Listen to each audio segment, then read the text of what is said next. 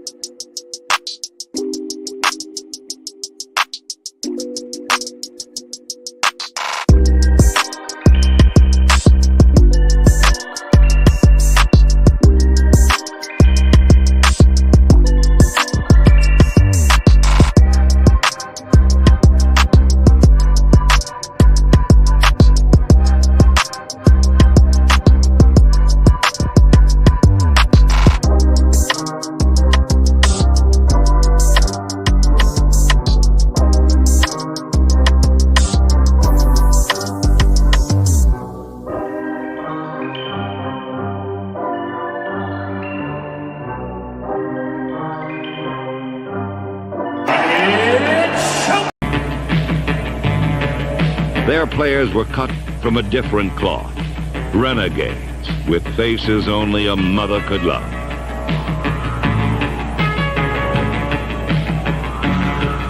The Raiders cultivated, then reveled in their ominous image.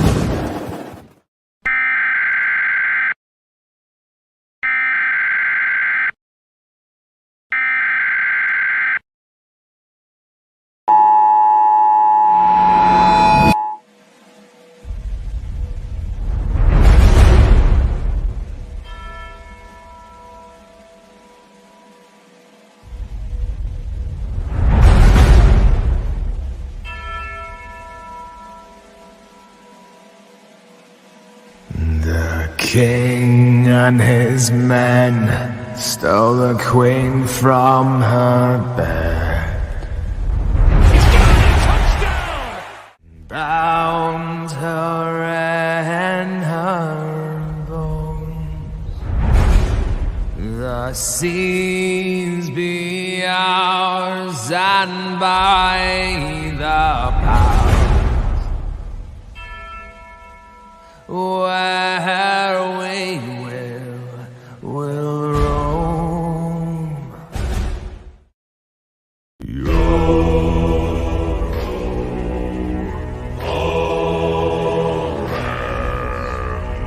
Hoist the colors high,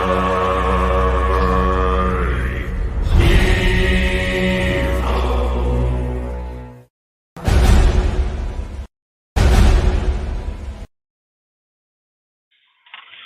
Salute Raider Nation, appreciate you all being here. Salute to the chat, salute to all the mods, salute to everybody here on the panel and everybody to show up. Appreciate all you guys stopping by on a Wednesday. Really do appreciate it, man. So just hop right into it, man. Basically, you're going to talk about the Jack Jones pickup. I think that is a pretty good pickup, man. I mean, that guy, he was really good with the Patriots last year, man. He played pretty good football with the team. I actually thought he was going to ball out pretty good this year. I think all his problems started when he got caught with the guns, I think, at the airport, if I remember right. And then, they said that he was out of curfew, I guess, in Germany and somewhere else, too. But I don't know if you're just going to cut a guy like that because he's out of curfew. And if Bill wants to cut him, and if you watch the pressers on him when they ask him, about it, he just says, "Oh, it's time to move on." That's all he says, and he don't say nothing else. And I just think when you look at stuff like that, great. Their loss, our gain. So hopefully it'll work out with us. AP has history with this guy, man. I mean, to me, I've said it the whole time, all the way up to the trade deadline, that we were going to need a corner for sure if we thought we were going to do something. I kept saying you're going to have to end up trading for somebody or just get lucky because there really ain't that many people out there. I never thought that we were going to get Jack Jones. I mean, the guy got great talent. There's no doubt about it. It just depends, is he going to show up here in Vegas and have the same issues as he's had in his past? Things of those factors. Salute, Kojo. Appreciate you, bro. Salute, guys. Show up with that type of pass with him, being in this atmosphere. Now, like I said, AP's had a long history with this guy. He said he's played with his son. He's known him since he was 13 years old.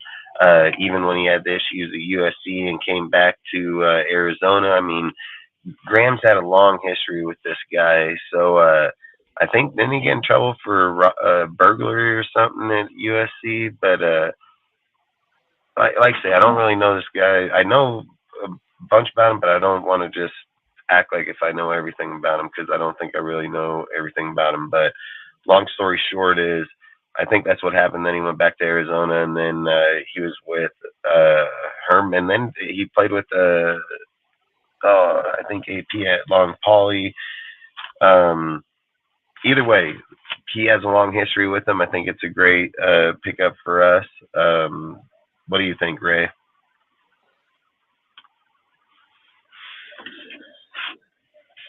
I'm sorry. I heard what you said. So, with this pickup with Jack Jones, I really like it. Like how you said, he's had chemistry with AP, and kind of knows what he wants out of a player. And like um, there's a bunch of like news articles showing that he was in turn like Jack Jones is grateful to play for the Raiders. Yeah, Grateful to play with AP and stuff he like said he that. calls claim a blessing. That's what he said. Called claim a blessing that the Raiders picked him up. But yeah, man, I'm excited for this guy. As long as I think our main issue with him is just all the off the field stuff and stuff like that. If he can just control himself, stuff like that.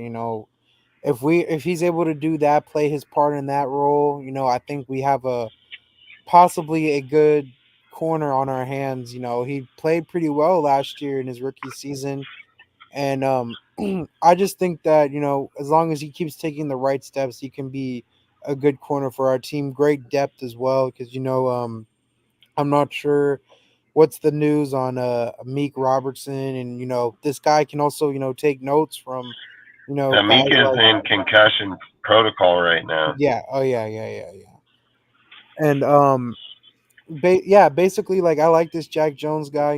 He played well in the Patriot system. But once again, it's another Patriot guy, so you also wonder to yourself like how he's gonna play. But at the same time, this is one of AP's guys, back in college. So I'm just excited how he plays, and like how you said, he finds the waiver claim a blessing. So and he's grateful to be here. So we're grateful to have him as well, and you There was also something. There was something else. What were you gonna say? I was gonna say, you made a valuable point about how they were able to like they somehow found a way to find somebody in free agency or off the waiver wire when they had no trade like even after the trade deadline, there's no trades, no players that really spoke out to them except this player in particular. So I think they're grateful and Jack Jones is grateful. I think we're all honestly grateful that they upgraded at the depth spot where we lacked the most, to be honest. Yeah, no, that's facts. I think that was a major ad right there. Kojo, you have anything you want to add to it? So I like that he's got history with the kid, all going all the way back to high school, so he knows him inside and out. My concern is just like a meat, it's the height. Because I heard he's what, like 5'8", 5'9", something like that. No, he's No, five eleven. he's 5'11", Five Oh, he's 180. eleven. 5'11". Okay, well somebody put the wrong information on the news then because they said he was fucking short. Well, if he's Yeah, five no, eleven, then yeah, I don't really have any concerns then because yeah, I mean I love the way Meek plays. He's got dog in him, but man, sometimes that shit is a hit or miss. Like either he gets burnt really bad, like he did against the fucking what was it against the Giants? Yeah, he got burnt, he got benched, got put back in the game, came up with a huge interception. So I like that fucking fact of Meek, but hopefully, if Jack Jones, I haven't really seen film on him. If he can play like he did, I guess his rookie year, he gave up a 54, only a 54% QB rating. which is QBR. excellent. Yeah, that's Damn right. excellent. That's flawless, dude. He had like 6 PBUs, interception for pick six. I mean, the dude's got mad And he got skill. and he's that same guy that got a kick return against that Jets that one game. Oh, he's the guy. Okay, so he's the guy that got the fucking walk off. That kick return that they couldn't score on offense, and he scored that punt return. Okay, gotcha. That's another guy Yeah, at special teams too. yeah, and it says here that the Vikings wanted him, tried to claim him, but they were behind us in the claimer. So it was us Yeah, and the Vikings that tried to claim him. And then Jack says he wasn't late and rumors are fake. Bill. That's what he said. He said that Bill was basically lying about him being late to, I think it was the Redskins, wherever they played the Redskins. The Commanders. the Yeah, Commander. They played them the in New Commanders. England. Yeah, they played them in New England. Yeah, he tried saying that Bill tried telling him that he was late on curfew there and stuff, and he says that he wasn't.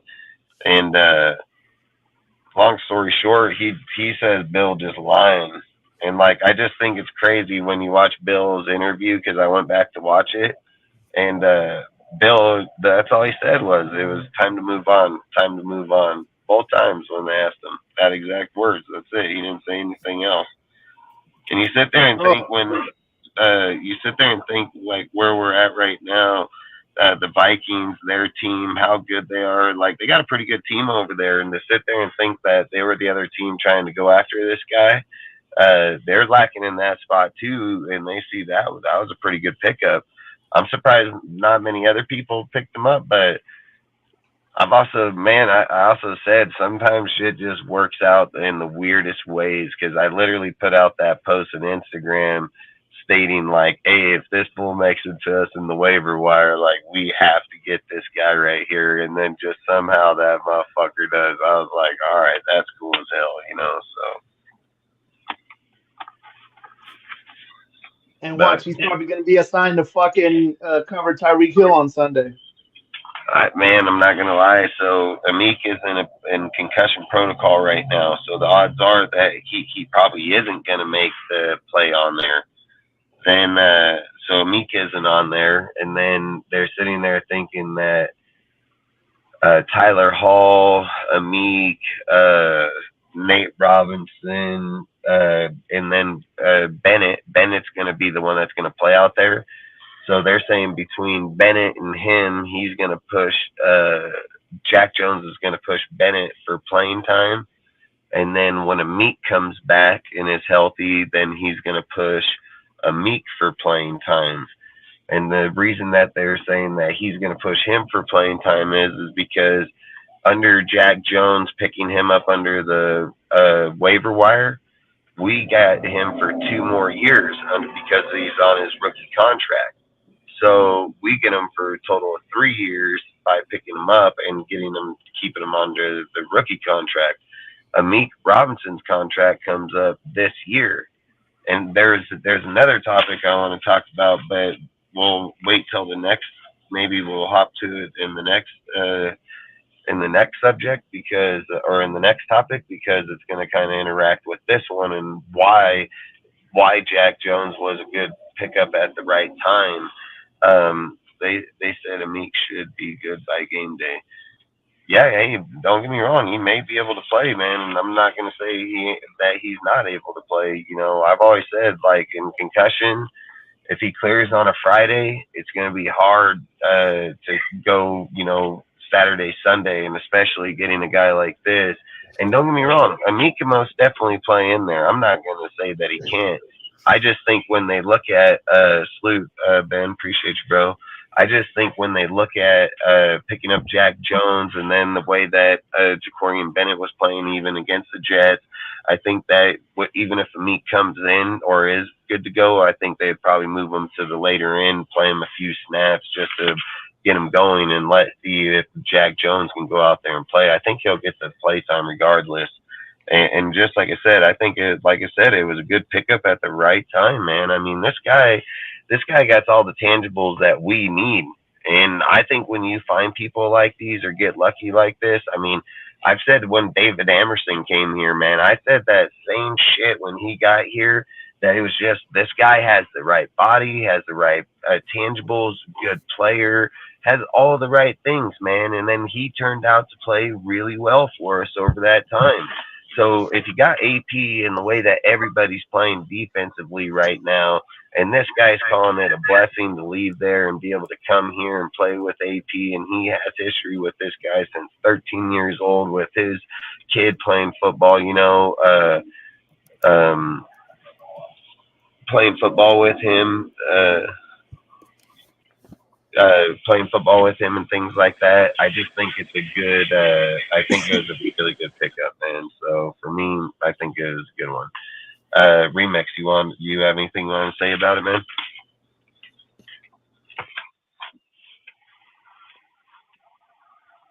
Remix. Can you guys hear me? Yeah, I hear you now. And what was the question again? Sorry, I kind of tuned out for a second. We were just talking about Jack Jones. Like, if you had anything you wanted to add to getting Jack Jones, what did you think about the pickup? Uh, I mean, do I sound fine? Do I sound like laggy? Anything like that? No, you sound alright, man. Okay. I mean, I always loved Jack Jones ever since he was a part of the draft. I wanted the Raiders to pick him up, but I knew that he was going to go to like a more cornerback needy team.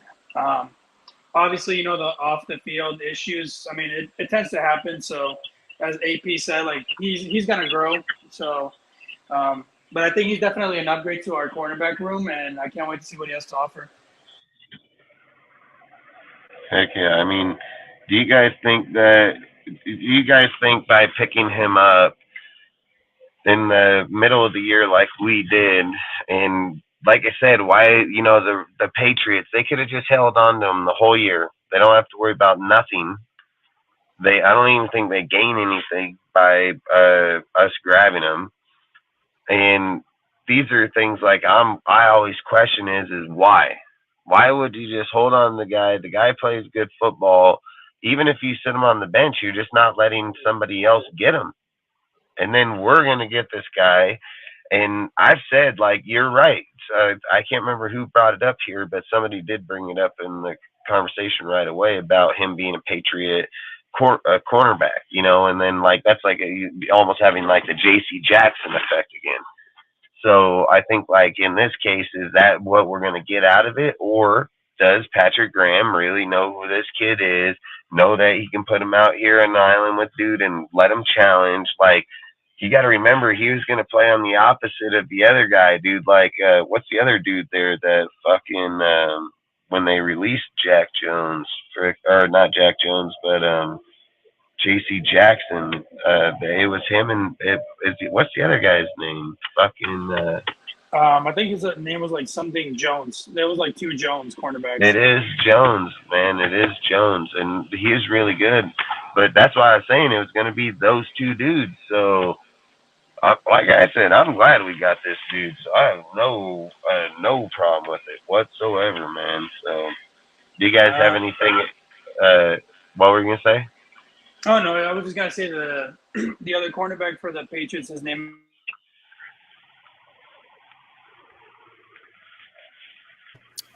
Oh, are you talking about Jonathan Jones?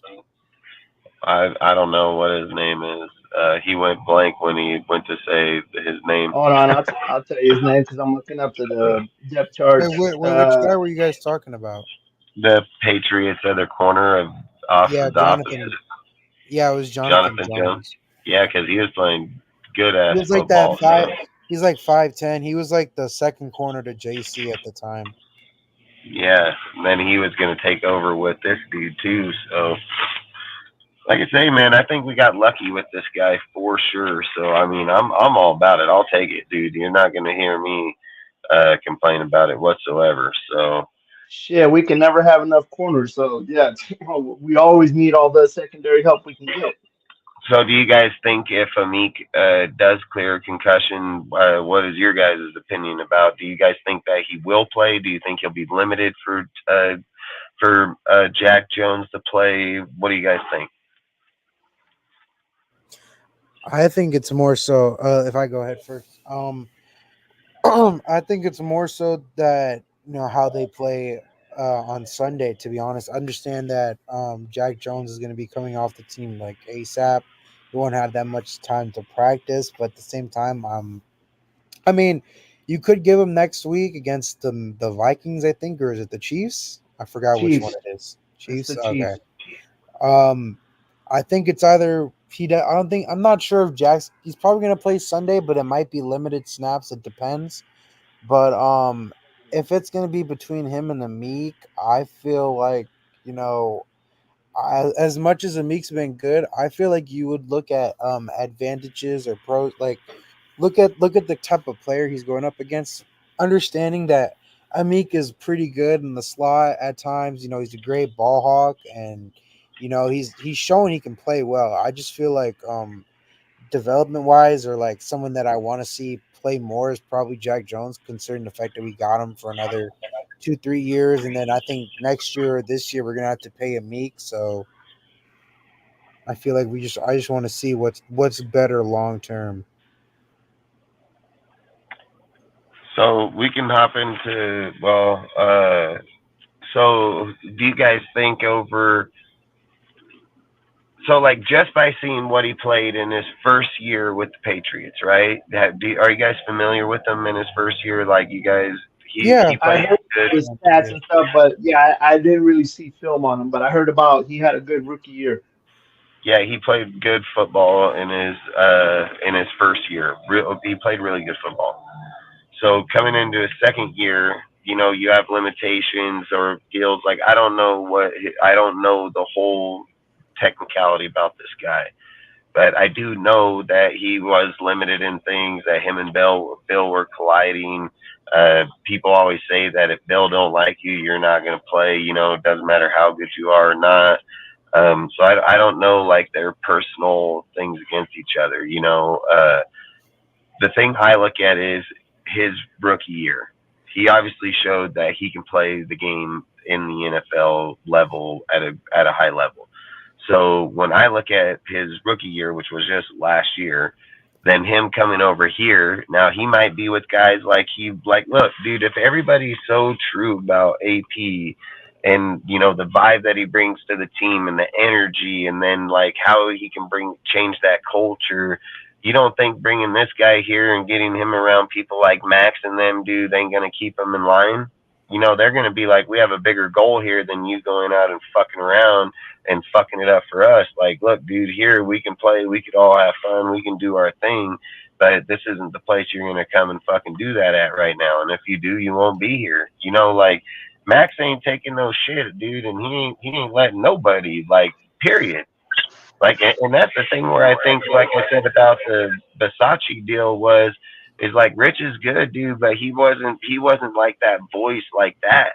And you've heard it, dude. Even after that shit happened, you hear it all the time around there that Max is speak up to everybody. Max is the leader. He the one talks about that stuff now. Like, and that's all I say is like that's why I feel like when you're looking at like for instance like Kuntz, right? I said Kuntz, dude, he gets a lot of pressures. He can get over there. Him playing off the side of Max all year, he stepped up massively, dude. This guy just showing up. I mean, fuck, Super massive. yeah, yeah. I mean, just next level now, dude. And you think about it, we're just halfway there, and he just getting started. And that's why I just think like when you're having him and then you have Tyree sitting behind him taking those reps. Now you can give Tyree the chance to develop because Kuntz is developing and getting his play time now. And not only that, he's mattering, dude. His biggest game was just this last game, graded at a 91 in his last game. That's his highest deal yet, dude. And that was against a fucking tough team. I want to say against the offense, but the offense ain't really that slouch of a team either. So like I said, I think AP's energy is real. You know what I mean? And I think when he brings this kid here, I bet he's already had to talk with him, privately to himself about, hey man, like you gonna need to change or step it up here. You're gonna have to show these boys that who you are. You're not gonna come in here, have those allegations towards you, and then other people they're gonna be looking at that. And the first sign that they smell, they're gonna call you on it. You know what I mean? So like I said, I like our locker room. I like the way that they will, and Peters and so on. A lot of people are going to hold people accountable right now. So I think that they do want to win. I think they have a real chance to win. And I think as long as the right players, I said, dude, the whole time that corner was like one of the most valuable places that we needed this year. I spoke about it before the trade deadline about unless you get in the fucking quarterback or fucking DT, corner, all these deals, you're not winning shit. And I mean, we've literally just picked up probably one of the most crucial points. I think we already had the quarterback, so all we had to do is switch it, which we did. And then now we've picked up a really damn good corner as long as he gets the play time and as long as he still has it in him. You know what I mean? So that's like check, check. Now here's even the third check is Tillery pop up with his best game in this last game too. So it's like you got check, check, check now. Like, but the thing is can Tillery keep up that energy? Can he keep going that long? And like, are these players finally showing up because for whatever reason, fuck, is AP really is the real deal? I mean, that's what. Look, it's gonna be this game here in the Dolphins. Things coming up against the Chiefs. You got the Chargers. You got the Broncos. The Broncos are playing probably their best ball now. I mean, fucking whatever they did over there. So I mean, you got teams here that are just switching around night and day at the moment. So like I said, I think we're getting it together. I think for sure we're getting it together and putting him out there. I think we're most definitely putting it together. I mean, I'm not gonna lie to you. I didn't think we were even gonna fucking his name wouldn't even have been on the list. Would have never even thought, dude, at week fucking what are we gonna be in 11, week 11 that we would have got that dude? Nuh-uh, hell no. And just picked him up off the waiver. Like fucking even that he made it to us. Like hell, I'll take it all day. He'll play Sunday. He says you have to remember Jones has seen Miami 3 times so far in his career. Facts, facts. Nope, that's facts. And if you're going to try to contain Tyreek Hill and the rest of the bunch over there, Waddle and all those dudes, you're going to and you got that halfback coming back too this week, dude. So that little speedster halfback, that track star. So you're going to most definitely need people in there. Like this is the thing I want to see. Like, don't get me wrong. I wasn't a Meek Robinson fan. Like everybody knows that for sure. Like I was not a Meek Robinson fan. But he has shown up and he has started playing better. But you know who I'm becoming a fan of is that fucking Tyler Hall. That guy is one tough son of a bitch, dude, and he's strong, man. Like that guy right there. I hope that he gets a lot more playing time and that he can play more this year because I'm not gonna lie, I like Tyler Hall. He's tough. Like he's a tough dude, man. So I don't know. You guys have anything else you want to add to this topic before we move on? No, I don't. I don't have anything. No, I think you Ray. covered it, bro. All right, remix. You don't have anything you want to add? Can you guys hear me? Yeah, I hear you now. I think for me, what I'm most excited for is his development. Obviously, a lot of people want to see Peters not really go, but to like step it up. The last couple of weeks, he struggled with tackling. But the way I see it, Peters is going to be a good mentor for pretty much all the corners in our room. So I can't wait to see what he brings. But if I had to say, would I prefer to have him over Meek? I would probably say I would take Jack Jones in a heartbeat. Hell yeah, I would say too, for sure.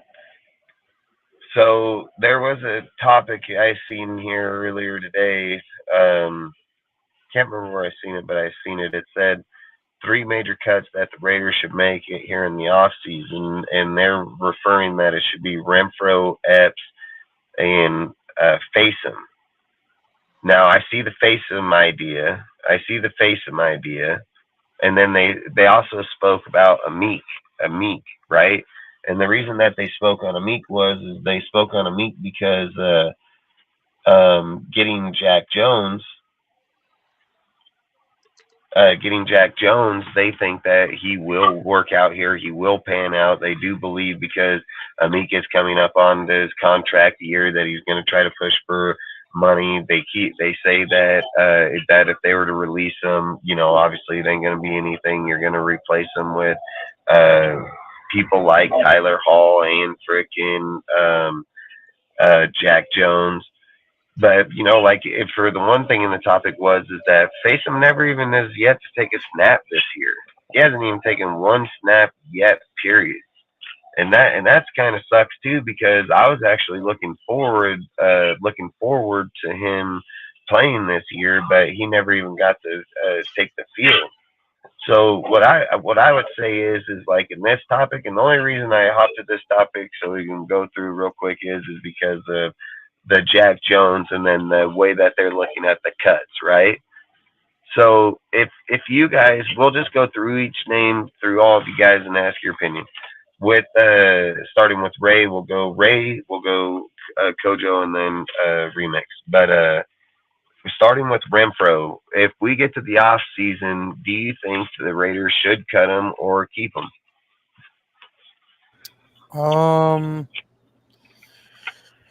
That's hard. Do you know how much the dead cap would be or a penalty? It's something. It's like a $15 million deal, but it would be the the cheapest deal out. But we get a lot back and everything in it, so it's not. They think Mhm. it'll be the best time. Oh, when we cut them this upcoming, it'll be like 5.6, I Oh, think. If okay. I remember. Um, See, with Renfro, from this season to last season, there's not been any improvement at all in him, and it's also half blame at the same time. Like he's for one, when he does get the ball, he does not, come through with it. But in the last couple of weeks, he has like shown some glimpses, like he has gotten the ball a little bit. But for a player like Renfro, I think like when Ruggs went out in the beginning of it, like that was the start of Renfro's progression of him being the wide receiver one, the main guy in the slot. That wasn't Zay Jones.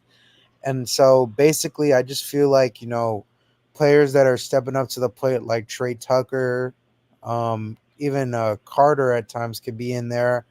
I just feel like, at the end of the day, I feel like we could use that money somewhere else, and, paying a guy that much money at the end of the day just to, degress and, not get the ball or get any targets at the end of the day as like a top receiver of that money and caliber would be. I just feel like it's not worth having him long time around. If you were to tell me this 2 or 3 years ago when he had that stellar year, I would have been, hell yeah, that's fine with me. But at the end of the day, we're looking at right now, and for the future of this team, I just don't see it working out. I feel like they should either look for a trade partner, which they probably won't. So if they were, it just would have to be a cut.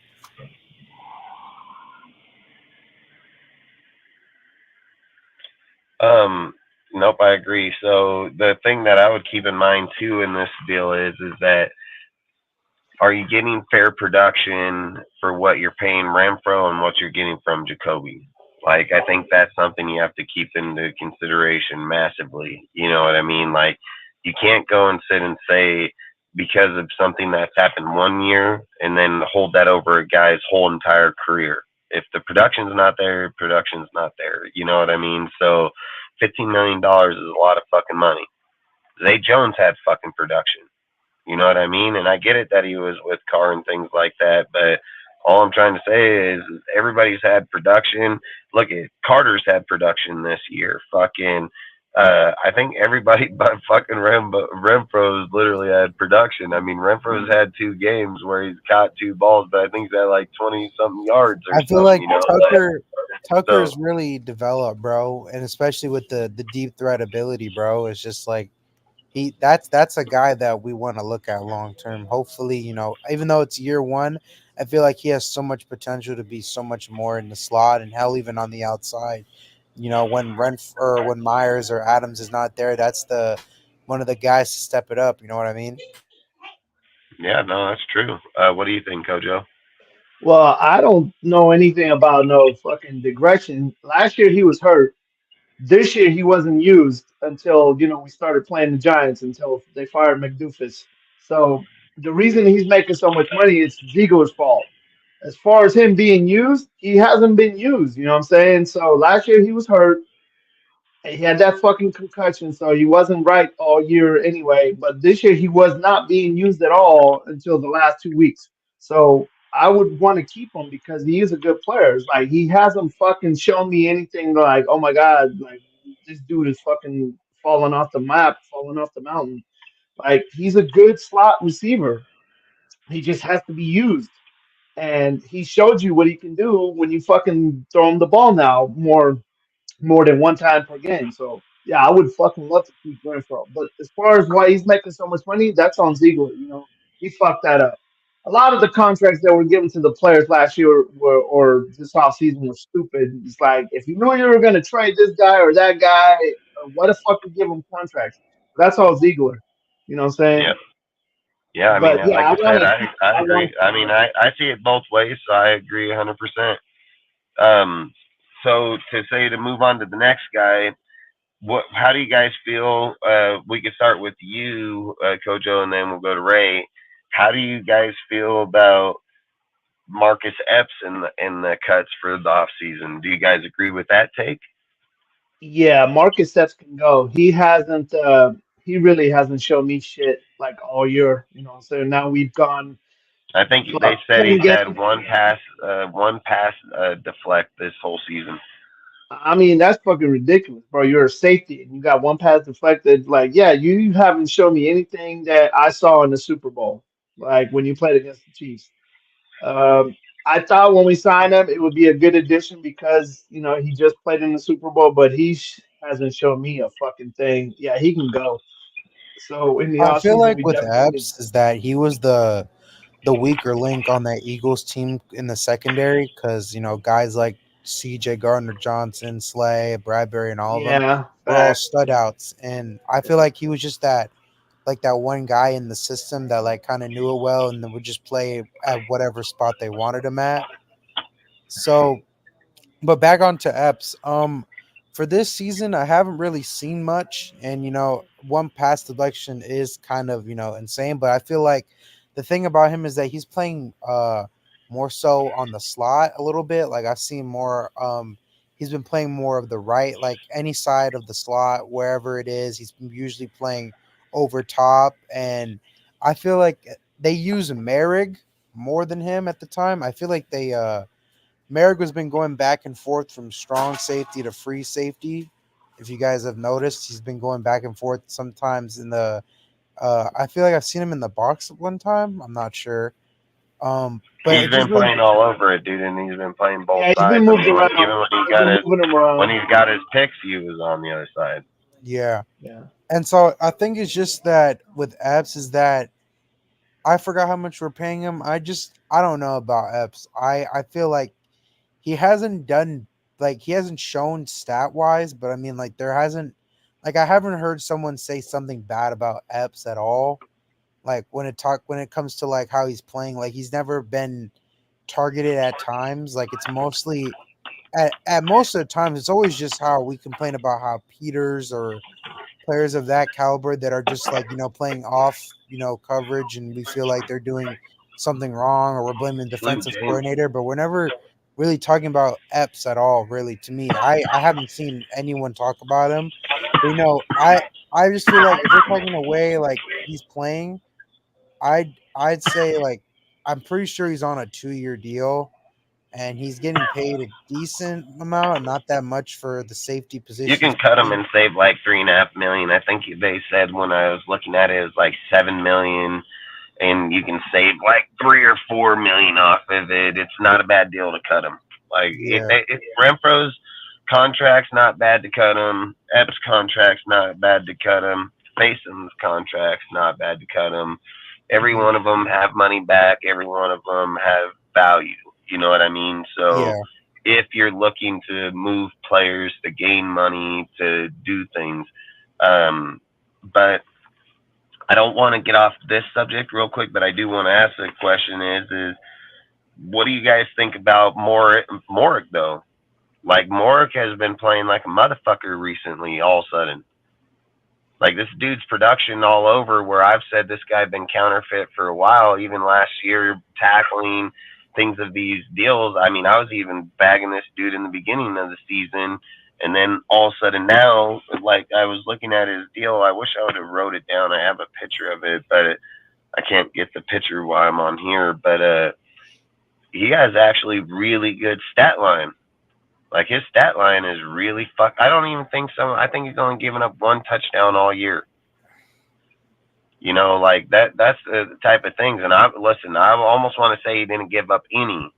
I know Spillane hasn't. I almost want to say he hasn't, but I think he gave up one. If I'm just being right, like remembering right. So the guy where people were talking about him, his production, him probably being a bust, not working out. I don't know. I think he's playing some of his best ball. Like, not to move off this subject, but what do you guys think about that, real quick? Go ahead, Ray. Um, like, what do you want me to say? Like, what do you guys want me to say on this again? Like about With how? Morick's production, like, Morg's what do you play. think about? Oh, Yeah, I mean, more to me, I mean, he's shown. I like how he's been playing recently. He's been out there kind of like Spillane, he's been like that key guy in in the secondary, especially the safety side. Obviously he plays safety, but more so, I feel like he's been playing pretty well. He's obviously I feel like he's developed in Graham's system, even though it took him a while. Like last year, he wasn't that good, and then people at that point were thinking like, oh, were we reaching on him? Should we taken of Javon Holland and stuff like that? But I think like as we're going on right now, I feel like he's progressing to become a better player, and he's been playing solid in zone, and obviously he has an interception. So who knows? He'll continue on to that play. It reminds me like of his rookie year. He didn't play too bad in his rookie year. So I feel like this is a year where I feel like this is just like rookie year Merrick again, like solid zone player, can play ball at times whenever he can and stuff like that. And he has like he's had that injury problem with his arm or whatever it is, hand. So be on the lookout for that. But other than that, I feel like Merrick's been balling, bro.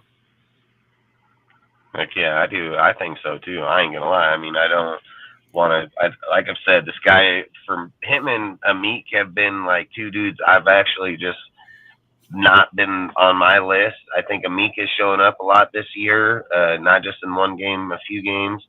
Um, but I do believe fucking Mork. I mean, he has shown up numerous times. But what do you think, Kojo? Bro, he was in his first year, he blossomed under the in the cover three defense under Gus Bradley. Last year, he fucking I was ready to fucking cut his ass. Uh, but I guess it takes a year for some players to learn Patrick Graham's defense because yeah, this year he's flying all over the place. He's been moved around, strong safety, free safety, in the fucking in the box, in the slot. Like this dude is making plays. And yeah, when he got that interception against the Chargers, I was like, where the fuck have you been, motherfucker? Because I didn't see none of this shit last year. Like, what the fuck? But yeah, he's definitely come along and he's making plays, and yeah, I would love to keep him in 24. Heck yeah, I mean, I would too if he keeps up playing the way, Yeah, keeps keep playing it the up. way Keep he it is. that play. Keep Yeah, play heck making yeah, plays. I'm all for that. So to get back on the topic that we were at just a minute ago, so the third cut person in the off season was going to be, and just so people know, so if they're listening now or not, Mork isn't part of this. We just hopped off it for a second just because we were talking about Epps, so he's not part of this conversation. But to get back on this conversation, for off season cut would face him like in my opinion, like I'm kind of caught in between it because if we're sitting here and we're talking about like a Meek and them, and then we have a guy like Facem that hasn't even taken a snap this year. This guy played really good football with us when he was here the first time around, and he is a good football player. So the thing for me is like I get where I think the topic is like yeah they want to cut him because he hasn't taken a snap, but the questions I would have to ask is like is he going to take snap this year? Is he going to be able to play for us this year? If he's not able to play for us this year, then yeah, I guess you know what I mean. Like it's no money, it's no gain, no loss. He didn't do nothing for us. You know what I mean? I guess the boys, what I'm trying to say. So for me, I would like to see him play before we cut him. Like I'm just gonna be honest. Like I would like to see face him play before we cut him. But if we can't see him play and before we get to this off season, then I've said it. I think if AP gets the job, right? Let's just say AP gets the job. He has to have full right to restruct the roster any way he wants. It's the only way he's going to be able to keep his job. There's going to be so many moving pieces here that are going to happen between all kind of players that are Josh's personnel type players, coaching staff, people of those factors. So I think in these type of movements, that if AP keeps the job and he's able to move it any way he wants, I think you have to face him before you get to the off season, because if you don't, you have to move him for the money and then go from there, And I just think when you're looking at the pieces that we're finally getting together, let's say Jack Jones pops off and takes that fucking starting job. Then you have fucking Jacorian Bennett.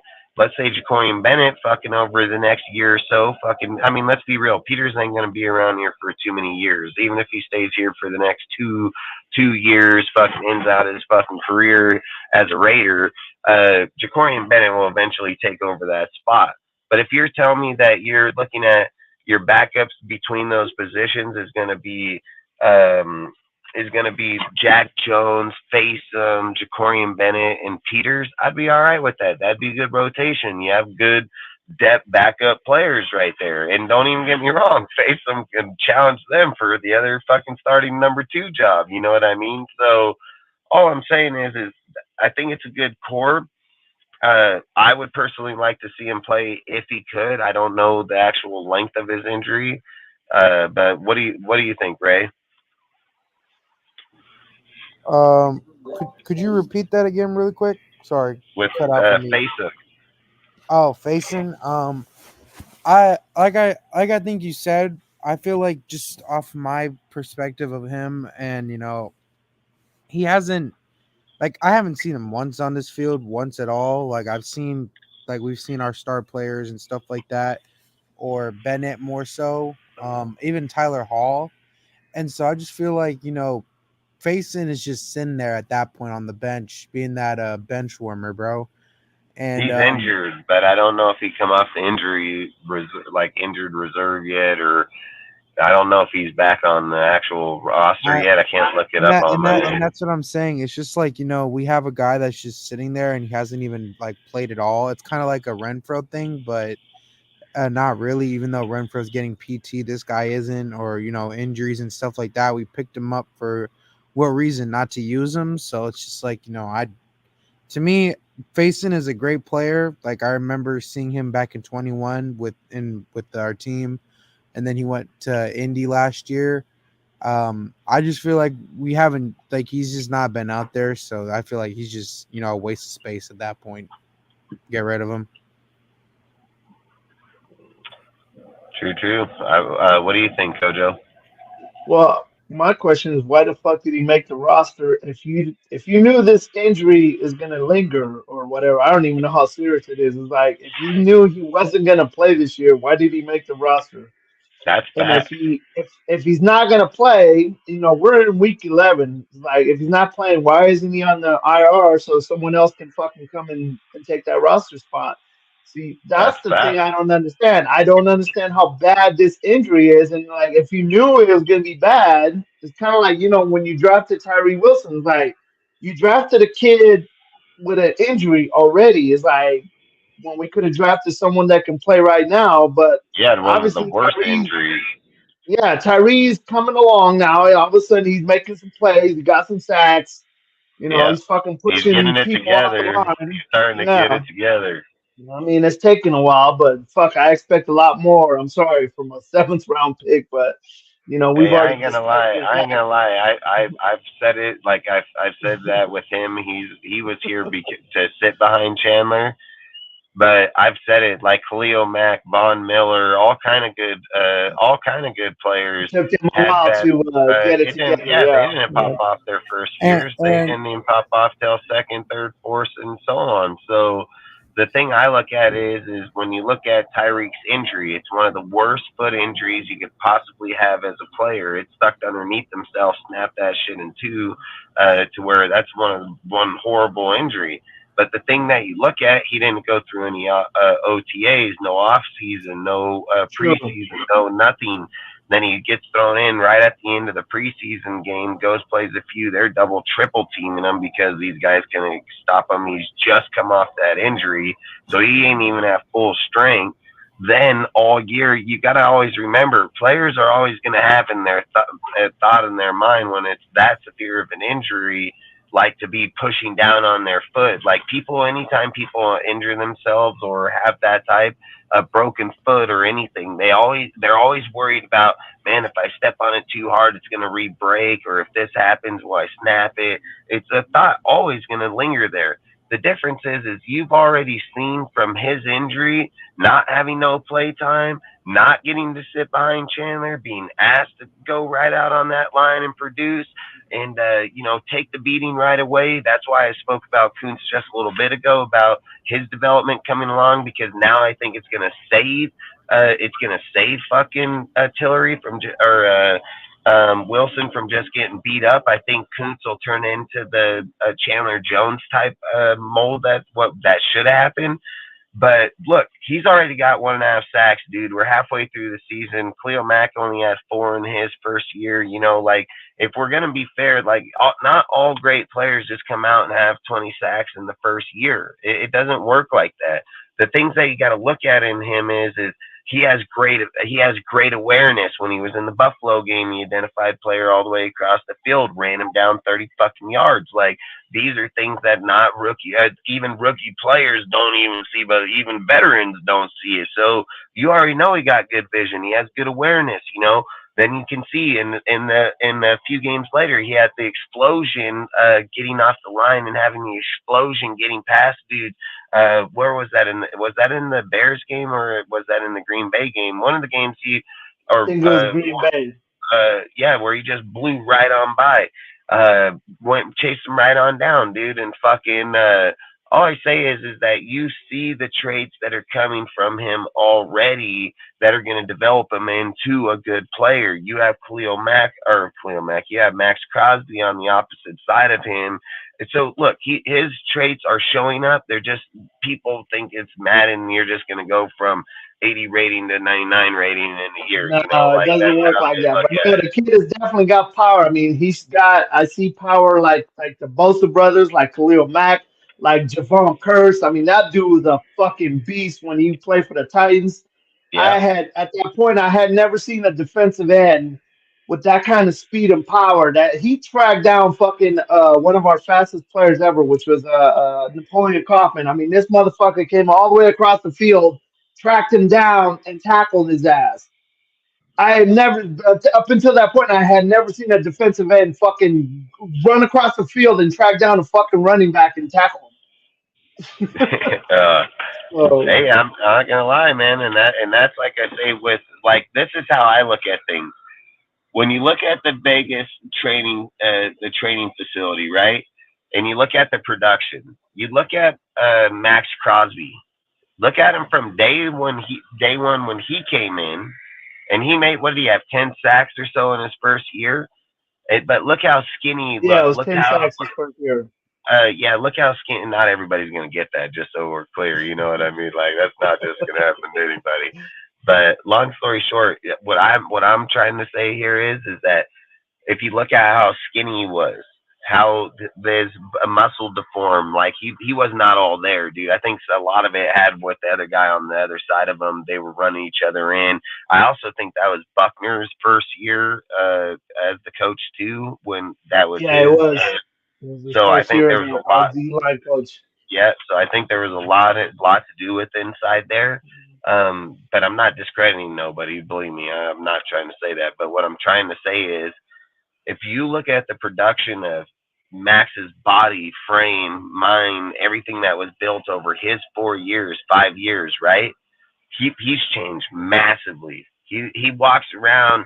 He don't just walk around. He knows he's one of the baddest, if not the baddest motherfucker in the NFL, and everybody knows it's coming now.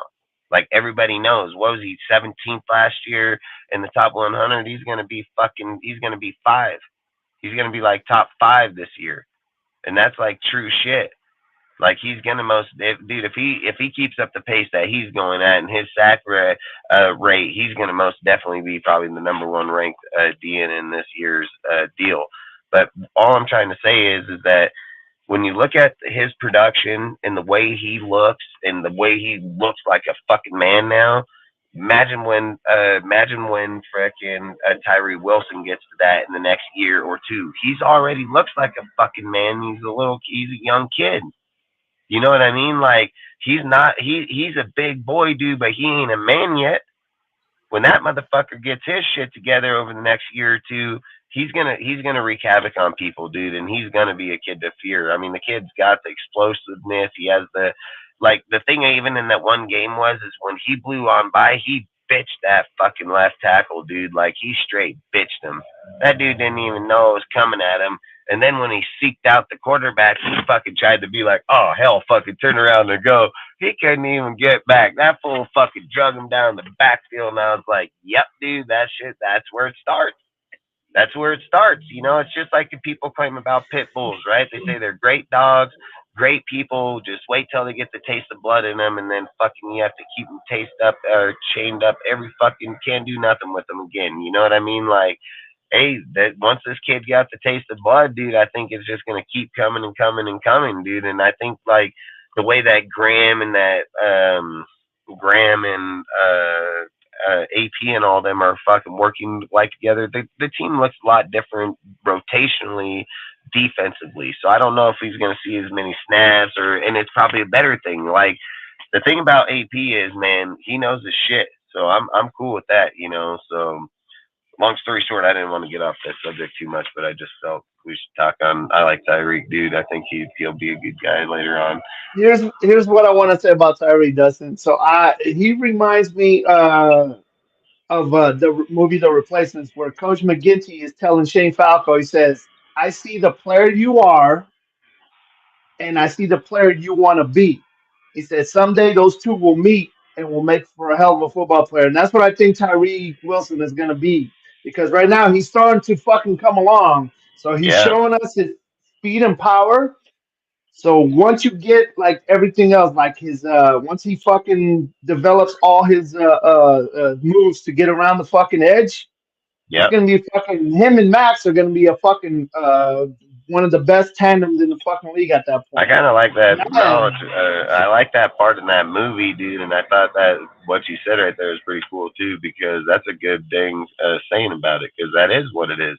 That's like the best way you can look at them and put that term into play. Like you can probably put a better term into play for that. So hell that's pretty yeah. good. No, that's a pretty good one. Freaking. So to get back to what we were talking about, the last on the list, what about a Meek? Do you think a Meek should be cut or re-signed in the off season? Like, what would you think about that one? Like, with with the possibility, even if you cut face him, right? And let's say that Jack Jones and that Hall and Nate and all these dudes, like, you're gonna still have to get another corner. So here's the question, I guess that would be the way to answer Meek. If you're cutting Facem and you're cutting a Meek, is it because you're looking for a better, younger rookie in the draft that's better, or do you keep a Meek and think that by keeping a Meek that there isn't a better corner in the draft? So at the end of the day, would you cut a Meek or no? I would not cut a Meek. I mean, like I said, he's a playmaker. He's got a dog in him that, for playing 5'8". I mean, that dude plays like he's 6'3" most of the time. And the way he began them interceptions, the deep ones, I mean, how he won the game against the Packers, how he got that interception against the Giants. He's just a playmaker, bro. So I love playmakers. And no, I would not cut a Meek. But what I would do, because this dude is going to be the number one free agent on the market next year, the dude from the Bears, Jalen Johnson.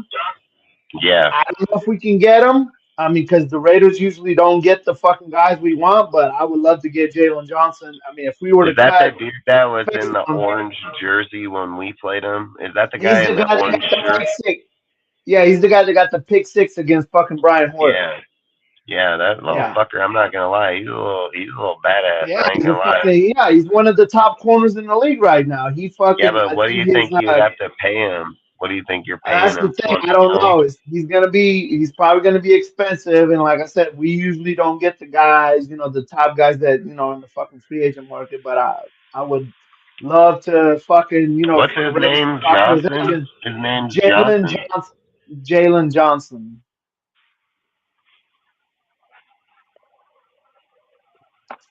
He's yeah, because I was looking at the free agents for next year, and he was like at the top of the list of the top free agent corners.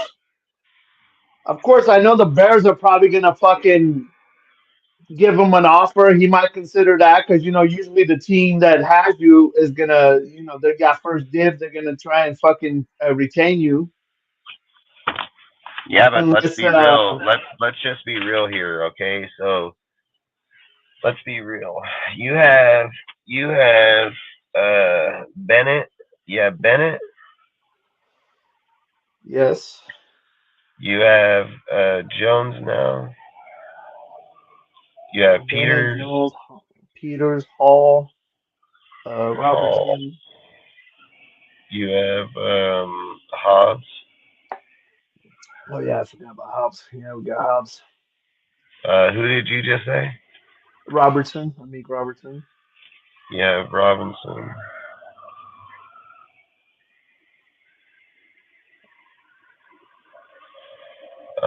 One, two, three, four, five, six.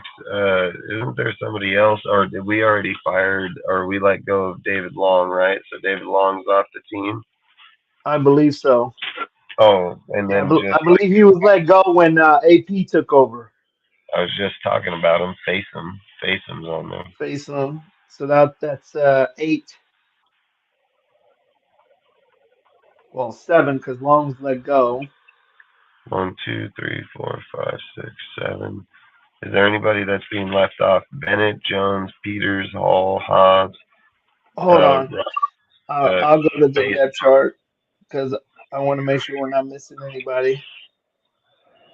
All right. So we said Peters, Robertson, Hobbs, Bennett, Hall, uh, Jack Jones. I think we covered all the corners. All right, so let's look at it like this, and then maybe this will probably help answer this question. Bennett is a rookie. If Jones pans out, he's great pickup. Peters is old. Yeah, Peters is old. I mean, honestly, I could really, Peters can go in the off season. That's what I. So would you keep Amik over Peters? I would keep Amik over Peters all day long. Peters is, you know what? He was brought in to be that ball hawk, and so far he only has one interception, pick six. Everything else he's fucking dropped. It's like it's been in his hands, but he's like he just can't seem to grip the fucking ball. If Jones shows that he can play out the rest of the season and play at a good level, even competing as a backup, do you think he should take over the spot and release Peters the following season? Yeah, I believe that. I mean, if Salute Jones the man. fucking comes Appreciate out you, in bro. balls, yeah. If Jones comes on in balls, I mean, Peters, yeah, he can take his fucking job within a couple of weeks if because right So if now we, what were you gonna say? I was just gonna say right now we're about to play the two fucking best offenses in the league, the Dolphins and the fucking Chiefs. So we're gonna be playing a lot of nickel and a lot of dime. I know we're playing a lot of dime against the Dolphins. This is gonna show me who should be the fucking two starting cornerbacks.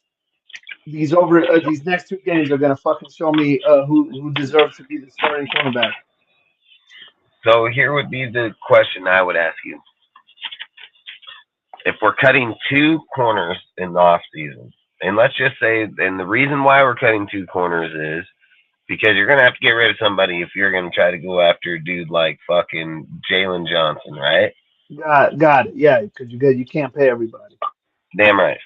And so here's the question: are you cutting Peters, Robinson, and Faceum, or are you keeping one out of those three? No, I'm Because keeping the Robinson. reason I ask it is because you're gonna have Bennett, you're gonna have Jones, I'll have Hall, Hobbs, and you're gonna have Jalen. Jalen, if you get him, he's not gonna come out of the game. So you're gonna have to start remembering now. Now you're getting corners where you're not gonna need these other corners because the reason that you have people like Amik and all these dudes are because you're rotating people in and out of the game. Guys like these guys don't come out of the game. They're like a max, you know what I mean? Like they're gonna want to stay in the game as much as physically possible. So let's say, for instance, even if you are Salute, even, Daniel. salute AJ, even if you Salute, are AJ. even if you are coming out of the game, you're only coming out of the game for a few plays, not nothing at all. You know what I mean? So here's the question that you got to ask yourself: are you keeping a Meek or these players because of you like them, because you what they've done, or are they really needed for our team? Because that guy's going to cost money. And if you think about it, Peter's contract's not even a big contract. It's like $3 million or $5 million, so it's not even a big contract. You know what I mean? So I think at the end of the day, you have to ask yourself when you're gonna try to clear up. You have Faison, Roberts, and Peters money. That would probably only add up to like 10 million just between them. You know what I mean? So here's the question: are you cutting three of them or two of them and trying to sign Johnson? Or yeah, Johnson.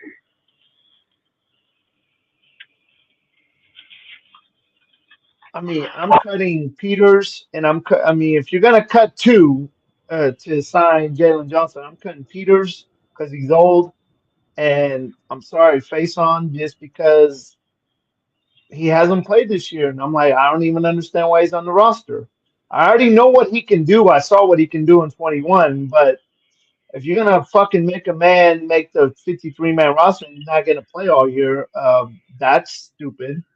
And again, I blame that on fucking McDaniels.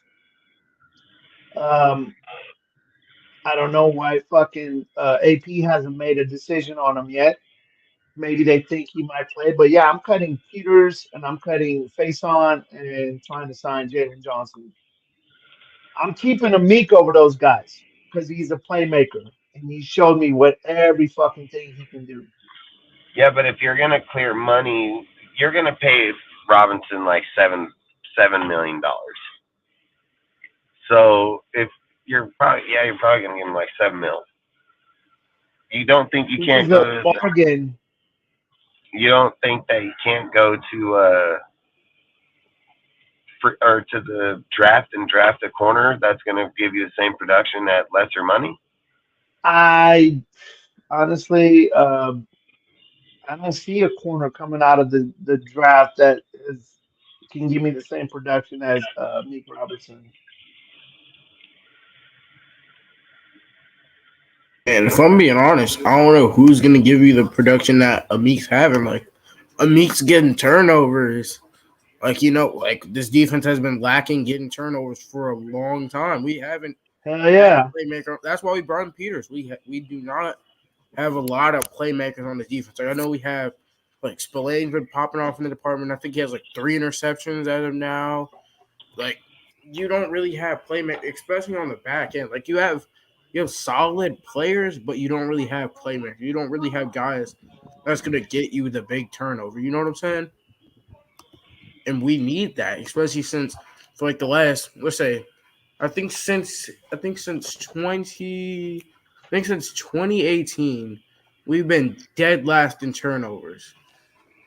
In this year, we have committed the most turnovers. I think we have the highest, or I think we have the lowest turnover differential in the league. We need that. We need to get stops on the defense, generate turnovers, so our offense could get in a better field position and score. Because man, we need because last year, not to bring up last year, but even with Jimmy early in the year, we could get a turnover in the red zone, give it like one or two plays, the ball's going right back in their hands. Either that or we're selling for field goals, you know? That could very well be. Very well be. All right. Well, fucking, at least covered all those fucking guys. Fucking. Uh, so there was one thing I wanted to hop over and talk about was the fact that they cut Rochelle. How do you guys feel about that? Do you guys care? Does Yeah. it matter? And he's more of a Ziegler guy. That's why. I think he was definitely a Ziegler McDaniels project. That's why they had him on the roster so long. You salute out? Salute Al. Salute, fellas. So it says basically was released, got cut on the same day that they recognized his brother for the Air Force Athletic. Contributes, got told to. So basically, he got cut on the day that they recognized his brother in the Air Force. There's reports that they got told to quit texting random stuff on his profile. How do you guys How do you guys feel about it? Do you guys care? Does it matter? We'll start with you, Al. What do you think? Are you talking about Jack Jones? No, we're talking about Isaac Rochelle. Sorry, yeah, Isaac Rochelle. My bad. Yeah, I mean, I guess I'm encouraged. I'll say because of the leadership we have now at the helm, it seems like AP is able to keep guys on task and keep them, moving forward towards a common goal and work together. So I'm not too concerned with these player issues that have arisen with Rochelle or with Jack Jones, etc. And hopefully there's a culture in the locker room now where the players themselves are keeping everyone accountable. So it's not just on AP, but it's on the players themselves to police each other and make sure that everyone's on point. So personally, it can be an issue, right? The team's at Vegas. There's a lot of temptation. It's Sin City for a reason, but hopefully the coaching staff has established a culture of accountability and with the sole focus of ensuring that we win week in and week out. So my whole thing is if AP is able to create that culture, guys should fall in line accordingly. Okay. What do you think? AJ? I think with Rochelle, man, AP is going to keep these guys on track. Your background? What's playing in your background? Man, just got the halftime show. I'm up here watching the Lakers in the back. What is it? Too loud? Or? Yeah, if you don't mind. We can hear all of that. I almost thought you were at a damn party. I thought you was clubbing, dude. At first, I didn't want to say something. Like you at a bar or something. At first, that's what I was thinking. Like, are they at a fucking pizza parlor or something, dude? But when I heard that, I was like, nah, he's gotta be at home. Yeah. But what were you? So one, hold on, I want to ask a few things. What was the score in the Lakers game? Lakers. I think Lakers down. I think it was 71-68. But let me recheck this real quick. It's still 72-59 Kings. 72-59. Sacramento's up. But the Lakers got a nice little surge in the second quarter though. 72-59. Yeah, the Kings are 72-59. Yeah. All right, nice. All right, so what were you thinking? AJ? All right. Hold on. What was it? Rochelle, right? Just need to clarify. Yeah. All right. So I think, from what I know from the leadership we have, AP is going to keep his guys on track. So I feel it's not going to be a big issue like how it would have been with when McDaniels and Ziegler. I'm not being picky, but it would have been a lot more of a bigger deal with the McDaniels and Ziegler things. Have been like, oh, it's exposed the franchise now. You know what I'm saying? But now, AP has his guys on track. There's no drama in the locker room. There's no beef in the locker room. So it's not really going to extend a lot outside of football. It seems a little weird to happen at that time, but I don't think it's going to drag out for too long. It's just going to be, it's going to be for like today or like a day or two, and then it's just going to die out. It's not going to be anything too crazy, though. Hopefully it isn't. Because the last thing we need is drama. Because man, we're actually doing somewhat decent. That's the last thing. What do you think, Kojo? Well, I didn't hear about Isaac Rochelle's off the field issues. But yeah, AP, I know he's gonna keep people in line. I think all it said was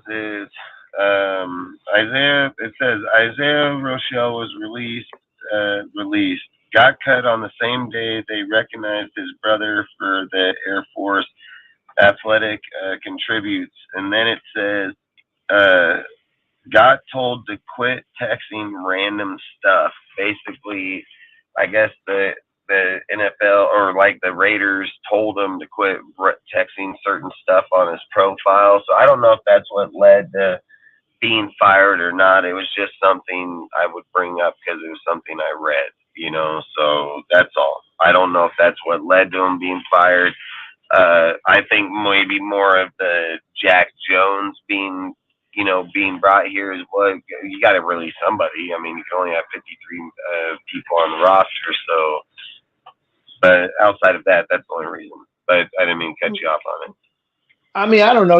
Rochelle's already been what? He's been cut and brought back to the practice squad a few times. Yeah. Yeah. So he's probably gonna make the practice squad again, unless barring some bullshit. So he might end up on the practice squad, which is fine. I mean, he hasn't. I can't say I'm gonna like, oh my god, I'm gonna miss for Isaac Rochelle because it's not like he's made a serious impact on our defense this year. I mean, he's had a few plays here and there, but that's about it. So it is what it is. As far as I know Jack Jones has some off the field issues.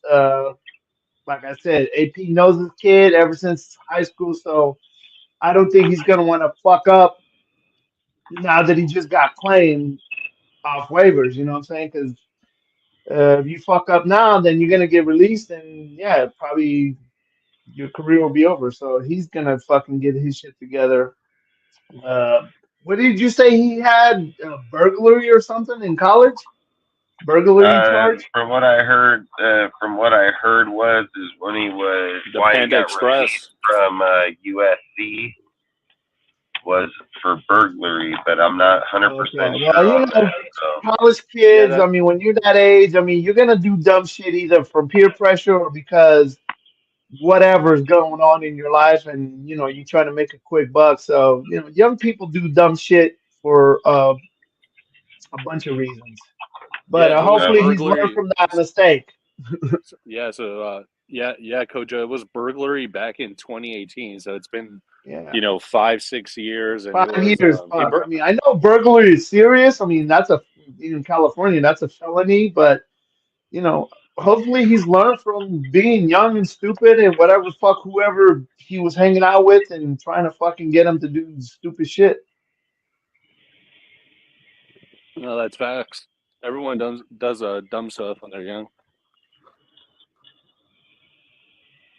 that is Because trust me, true. the shit I did when I was young could land me in jail for many years. But I didn't get caught, so it is That's what it is. Don't I think incriminate yourself, Kojo. Don't incriminate I ain't yourself. incriminating nothing because I ain't admitting shit. I just said dumb I shit don't I know did if when I was you guys. young. I don't know if you guys heard. Well, do you guys have anything else you want to add to this topic, or are you guys good with the I think we Rochelle? pretty much covered it. All right. So at the end of the day, so I guess they also said that Teamer he's back off the IR. So do you guys think that he's going to make a difference for our team or no? Man, he's a special teams guy. He's gonna be more of a special teams guy. Let's be real. That's why his last name's Teamer. He has something. He has something. Like he's probably gonna play limited snaps on the back end. Probably only if we need like a 3-4 deep look. But if we're running like a 3 deep safety look, it's likely gonna be either like Palamau. It's likely gonna be Palamau or like a Meek. Or either no. Palamau or Christopher Smith, my fault. Like if we're running 3 deep safeties, it's definitely Palamau.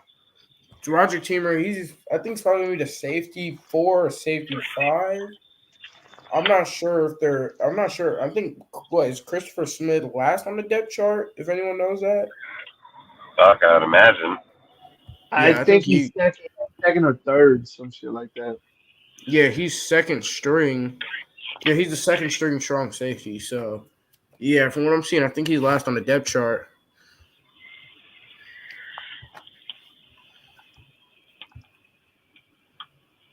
So do you think at the end of the day, do you guys think Teamer is going to make a difference? Does he help out? Does he change the way our team is, or is he just a good depth piece?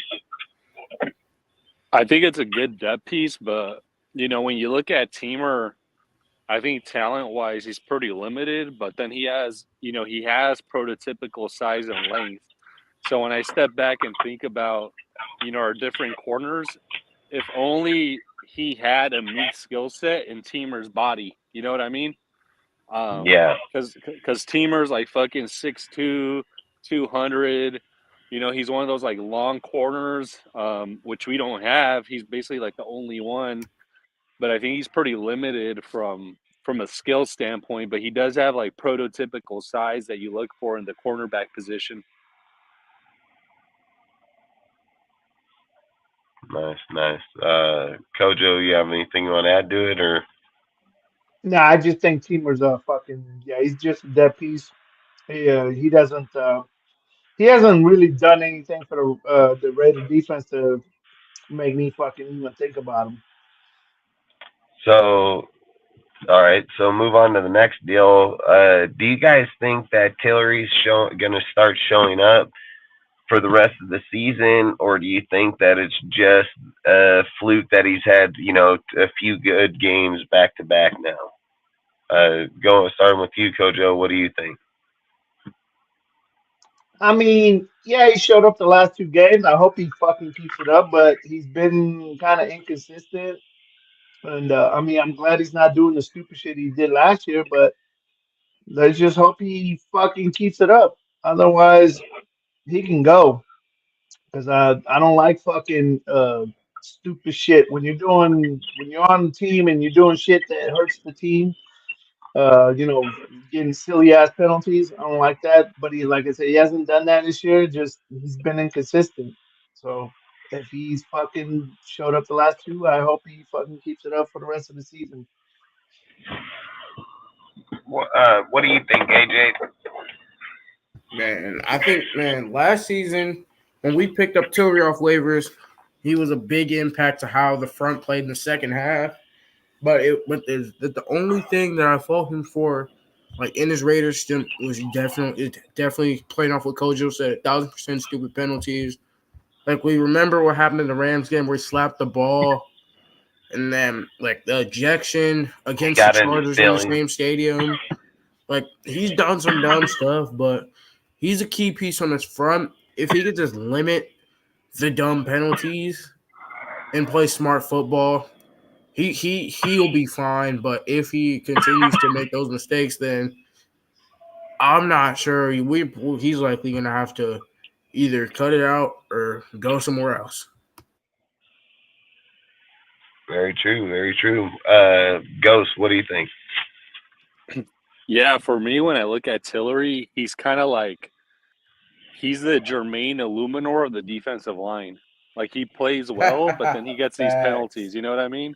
So it's kind of like you know what you're gonna get from him. Like you're probably gonna get like pretty solid play, like most snaps, but then he's liable to getting, that one or two like pretty bad penalties in a game. So you kind of just got to factor that into your game plan when you're preparing week in and week out. But I mean, it's really nice to see him string together a couple of like really solid performances. I think the last game he was like the highest graded defensive lineman that we had according to PFF. I think he was like at 91 or something like that in terms of his PFF grade.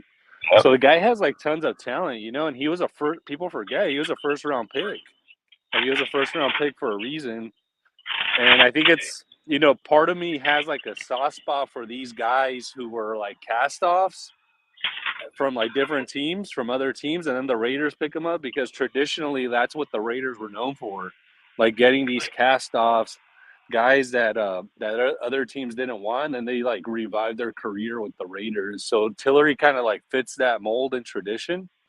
So I want him to like succeed, but he needs more He was a consistent play. 91.7, Yeah. uh, and then Kuntz was a 91.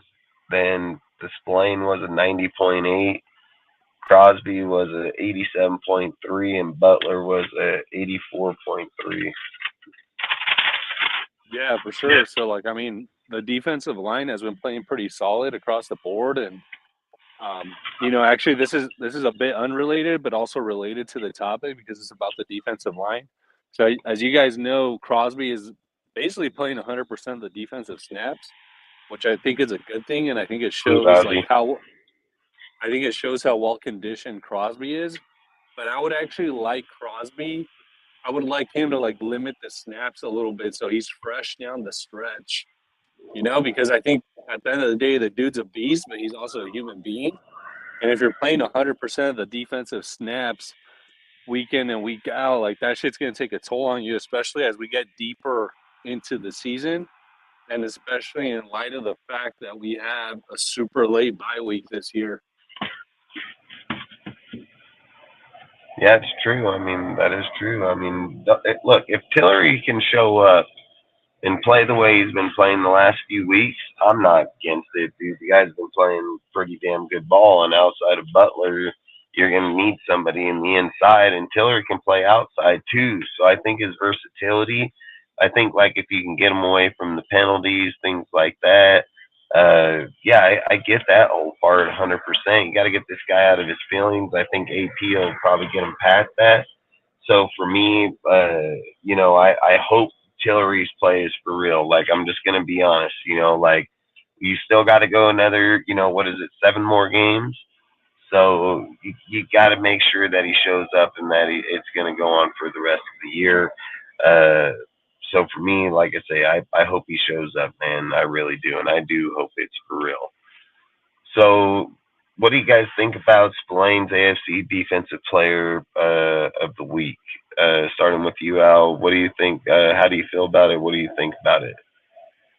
Yeah, super well deserved. I think he's been a monster for us, and that linebacker core, he's really solidified that position. And I got to be honest, I had a few question marks about Spillane coming in. I knew him as like a smart, very good defender, but I think he's taking that additional step forward in his career this season, and he's become like a real leader on that defense. And I think that just shows through week in and week out. And I mean, the guy has 3 picks so far this year, which is a lot for a linebacker. So he's demonstrating that in addition to being like a really good run stuffer, like he's developing into a ball hawk as a linebacker. So I think that's like really, really impressive. And also like the guy has what I think are very important intangibles. He broke his hand right in the Detroit game, I think it was, got surgery.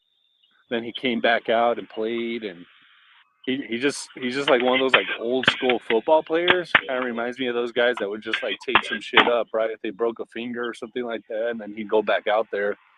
So I think we need more guys like that on the defensive side of the ball, or in our team generally. But Spillane is definitely one of those cornerstones I think we could start building with going forward. But well deserved. He deserves that, and I think to be honest, I think he's having a Pro Bowl year, not just like AFC Defensive Player of the Week, but I think he's having a Pro Bowl year.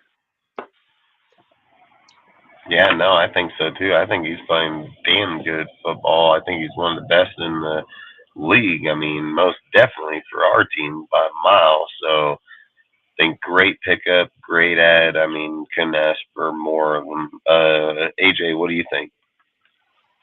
Man, Spillane is a dog, bro. That's all I gotta say. He should be a Pro Bowl candidate, but what Gojo was saying, he should be a Pro Bowl candidate, but it's the Raiders.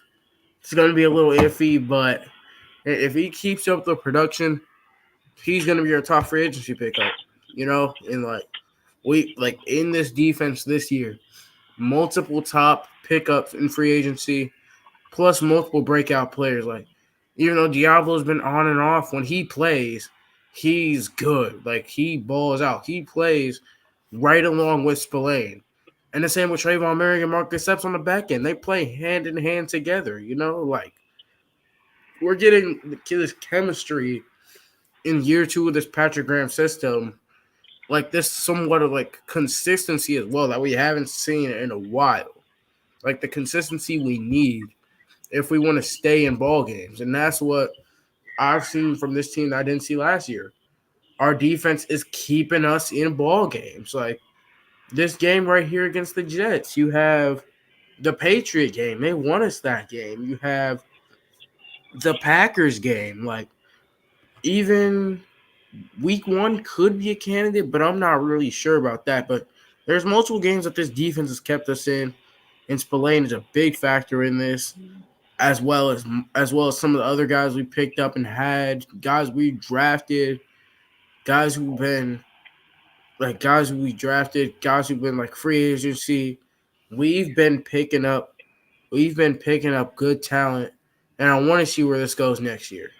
I want to see next year with the progression of our defense.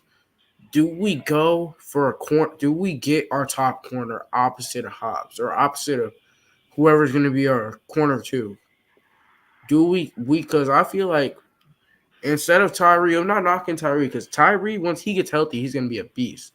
But people don't know he's not fully healthy. He's still recovering from that foot injury, and even recovering, he's had some solid games. But we need a top corner. That's the only thing we're lacking. Once we get that, our defense is set. And also when Tyree gets back fully healthy, this defense is going to be a problem. I And think we Spillane also just need like a solidifies young that. AJ. I was gonna say I think we also probably need like a young and I had like more, higher hopes for Young at this point to be getting like more playing time.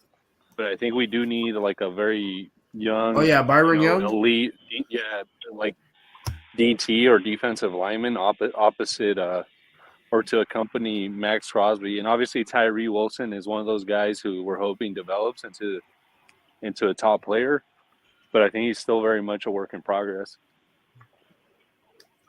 What do you think? What do you think, Kojo? About Robert Spillane. So when we picked him up, the knock on him was, "Hey guys, this has come from Steeler fans. He's like, yeah, he's gonna be good at stop and run, but he's gonna frustrate you in coverage." Well, Yeah, he's fucking showed us the total opposite. I mean, he's got 3 interceptions. He's been all over the place making plays. So, yeah, to me, he's like a fucking Kirk Morrison or Greg Beaker type of middle linebacker that we haven't had. So it's been a long time since we've had that fucking middle linebacker that can make them Salute, fellas. game-changing plays in the sadly. fourth quarter. Salute, Ozzy. So yeah, I mean that Salute, Ozzy. interception against the Jets should have been the fucking end of the game, but we just couldn't fucking run out the clock like we did against the Broncos. But yeah, I mean that man came up big, bro. I mean he fucking picked that dude off. I thought he was gonna return it all the way, but there was too much traffic Hey, and actually, shit. But actually, Kojo, Salutes Frank Vader. actually, Kojo, on that play, interestingly enough, I went back and saw it a few times. First of all, like it was like an awesome interception. But if you see, Crosby was actually blocking for Spillane in front of him, and Crosby's actually pointing to Spillane, like run outside. But Spillane ran towards the middle of the field, and that's why they tackled him, right? But to your point, like he could have taken it to the house if he actually ran uh, outside, and Crosby was actually pointing to him like fucking run outside, but he took it yeah, I inside, mean and that's sometimes why you got he to use your vision. You got to use your vision to see which side of the yeah, field is fucking the open side. Yeah, sometimes right. players look the other way. Heck yeah. You want to talk on that, Ozzy, about Spillane's the AFC defensive player for the week? Yeah, yeah, definitely. Like, I agree with what you guys have been saying because I was just listening as I came into the house, and then yeah, for me personally, I don't think we've had a linebacker this good since the early days when we were playing with like Rich Gannon back in Chucky's first tenure. To be honest, like this is probably one of the best linebackers we've had in a long time. So I hope he keeps trending in the same direction because I just feel like one of you guys was saying he could be a Pro Bowl caliber linebacker, and it's been a long time since we've been able to say that about a linebacker room at all. So I feel like having a good middle linebacker kind of sets your whole defense up for success. Like if you don't have a quarterback or the defense, so to speak, at linebacker, then it doesn't matter if you have lockdown corners and shit because people are going to just pass in the middle of the field. I mean, Patrick Mahomes has been doing it for us for years, and I think finally having a linebacker that might be able to cover a guy like Kelsey is going to make all the difference against KC coming up. So if I'm Gray, I'm probably putting Spillane on Kelsey, but and see what happens. But we'll see what happens. Heck yeah, I mean, fuck, that's a good Yeah. idea.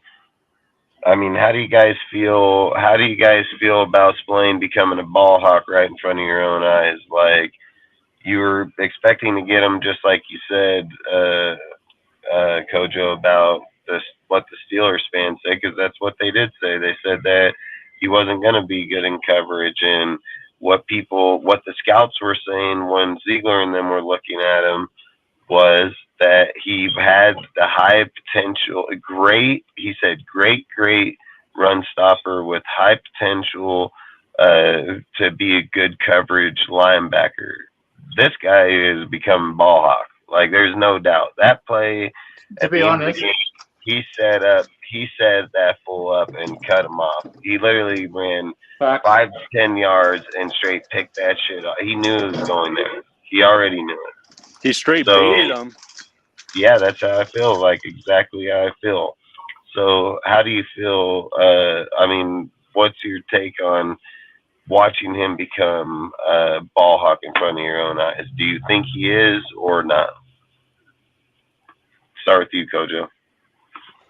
I think he's a ball hawk, and I think he did the same thing to Zach Wilson, that fucking the corner that picked off fucking our guy, fucking Farva, because he baited him. I'm like, when he threw that fucking pass to Devontae, I was like, oh fuck, that dude got baited. I mean, I saw the whole play out, and yeah, he threw the fucking interception. That dude fucking said, "Oh, you're gonna throw it to Devontae? Okay, I'm gonna step right in front of you, motherfucker." So yeah, that dude Spillane did the same shit to Zach Wilson. Zach Wilson thought he had a inside slant, but fucking what's his name?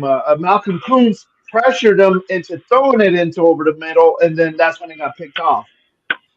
So yeah, I see a ball hawk right in front of my eyes. It started with the Green Bay Packers game. To be honest, I didn't expect him to be this good, but I did say when we moved on from Perriman, and people gave me a lot of flack for it, I said that Spillane's like Perriman with better coverage skills, but I didn't expect him to be this good. Though. Like I don't think anyone expected him to be this good. No, I didn't expect this. But I did say he was going to be better in coverage than Perriman, and people gave me a lot of shit for that, and I'm like, well, I'm proving right now. Yeah, I spoke on it multiple times, dude. I even said that I wanted Bush because of where he came from and what we got Spillane. I spoke on it multiple times that dude was going to be good at it. What do you think, AJ? What do you feel? Man, Spillane, I think he's officially a ball hawk at that linebacker spot, man. He's official. Ever since the Packers game, he's been there with those 2 picks. Now with this pick, he's there. Now we just got to see what he does next week, you know? Like, man, seeing this linebacker core like this with him, Diablo, and you got Masterson, and you just brought in Jalen Smith just to be there for a little bit, and you still have Amari Burney and Curtis Bolton who are still developing. This linebacker core looks promising. Really promising. Especially with the leadership of AP.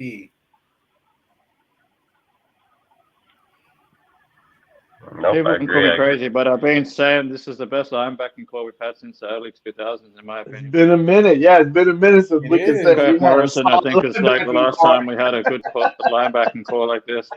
This linebacking core could be better than back then. You have anything? Go. I was just going to say one step further and say, with the way things are looking, if it all comes together, this linebacking core could be better than when we had Kirk Morrison.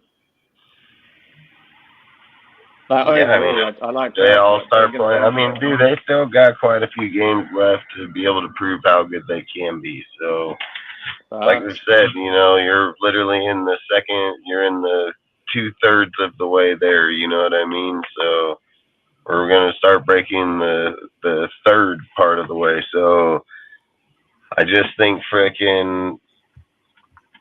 like I say, you got a lot of ways to go. Al, you want to add anything to this or no? No, yeah, I think Spillane definitely. I think at this point we could qualify him as a ball hawk on the team. I was actually gonna say he should actually swap jerseys with Marcus Peters did and wear 24 because this dude's all over the football all the time. So yeah, dude, Spillane I think is like the real deal. Um, I think in addition to him playing well on the field, it seems like he just has like great leadership skills. And to everyone's point regarding our linebacker core, which is, I think, one of our best, units on the team, surprisingly, right? I don't think any of us really thought, hey, the linebacking core was going to be a strength on this team, but it's turned out to be that way. We got to give AP his flowers, right? Because he was the position coach before he assumed the head coaching position. So he definitely coached these guys up as a linebacker coach, which by the way is someone else now the linebacker coach. If so, who is that? No, I think AP's still handling the linebackers on game day. Oh shit, Yeah, that's that's a what I lot. heard too. Hey, salute Pyro, appreciate you, bro. Salute, Pyro. All right, so we got two more topics to go through tonight, man. So we're gonna kind of switch gear here and go back to our last two topics. Are gonna be about our quarterback and about our head coach, right? So, anybody have anything else you guys want to talk about, Splain, or are you guys good on it? Nah, I'm good on them. All right, so which one would you guys rather start with, the coach or the quarterback? Let's do quarterback I'll then probably coach. say quarterback. Yeah, let's finish Yeah, off with the quarterback. coach. Yeah. All right, so there's been reports basically coming out left and right, all over the place, that's basically saying that they don't think that Aiden's going to be the future of the Raiders at quarterback. Now, here's the two questions in the same deal.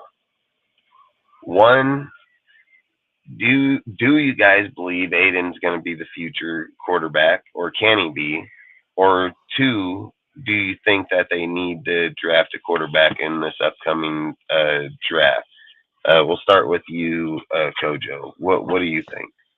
I think Aiden can be the future of the Raiders. I mean, to me, through 2 weeks, he's already shown. I mean, when he played against the Giants, he played against Wing Martindale, and Wing Martindale fucking how he likes to come after rookie quarterbacks, and he fucking was able to take all that in and still pass, and he wasn't sacked at all.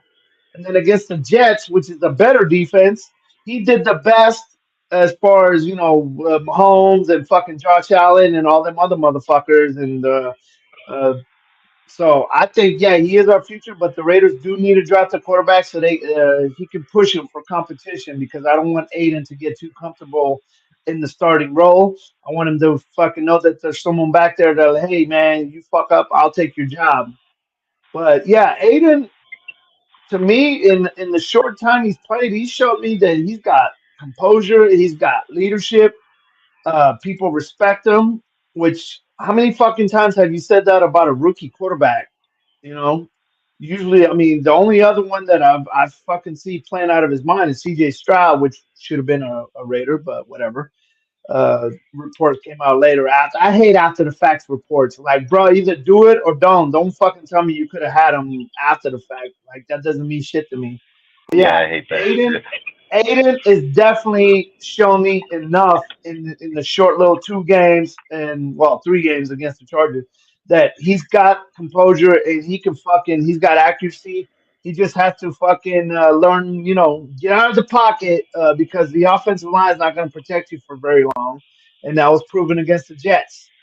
So you're gonna have to roll out. You're gonna have to do a lot of rollouts and uh, make plays on the fly because that O line is not gonna hold up, especially in the middle. I mean, right now we need some help in the fucking middle. I don't know what the fuck is going on, but that middle gets collapsed like so quick. So this Sunday, he's gonna have to fucking rely. I'm hoping they tell him, hey man, don't throw to Xavier Howard or fucking Jalen Ramsey. Use the middle of the field. So he's gonna have to use the slot receiver and tight end this fucking Sunday, like he hasn't before. But yeah, I definitely believe he's part of our future, and just draft a quarterback to push him. That's it. Nice, nice. Yeah, I mean, he's most definitely gonna have to score some touchdowns this weekend. That's for sure. And he's gonna. And don't get me wrong, they're already working. They've been working on it this whole week so far. End zone, things of those facts. So he's gonna get better and attack it. But what do you think, AJ? What's your opinion? Man, O'Connell looks cool, calm, and collective back there, man. I'm loving what I'm seeing from O'Connell right now, and I feel like we could use competition with O'Connell. That's where I kind of go back to a guy like Jared Stidham. Even though I'm not like, oh yeah, I'd pay Stidham $5 million, but I think about it. I know he's on a 2 year gig in Denver, but I would have thought about keeping him to teach him the ropes and also be like a little bit of competition. But even though Jimmy G, not a lot of us are like, yeah, we want Jimmy G to be the guy, but let's be realistic. He's one of the top backups in the league right now. With O'Connell starting, he's one of the top backups in the league. And O'Connell has two mentors that are great with this offense. They know how to read this offense. They've been in it for years and years and years, and they're willing to mentor him. Like that's why he brought in Brian Hoyer, even though he's not really good. He's mainly a clipboard holder. He's mainly a clipboard holder who should be flipping burgers at McDonald's. But still, we need him to mentor O'Connell, and that's what he's been doing well. Like O'Connell's been consistent in these games. He's not getting a lot of passing attempts. Like he doesn't really get a lot of passing like in these last two games. Minus the Chargers game, minus the two drives, like 2-3 drives of that Bears game.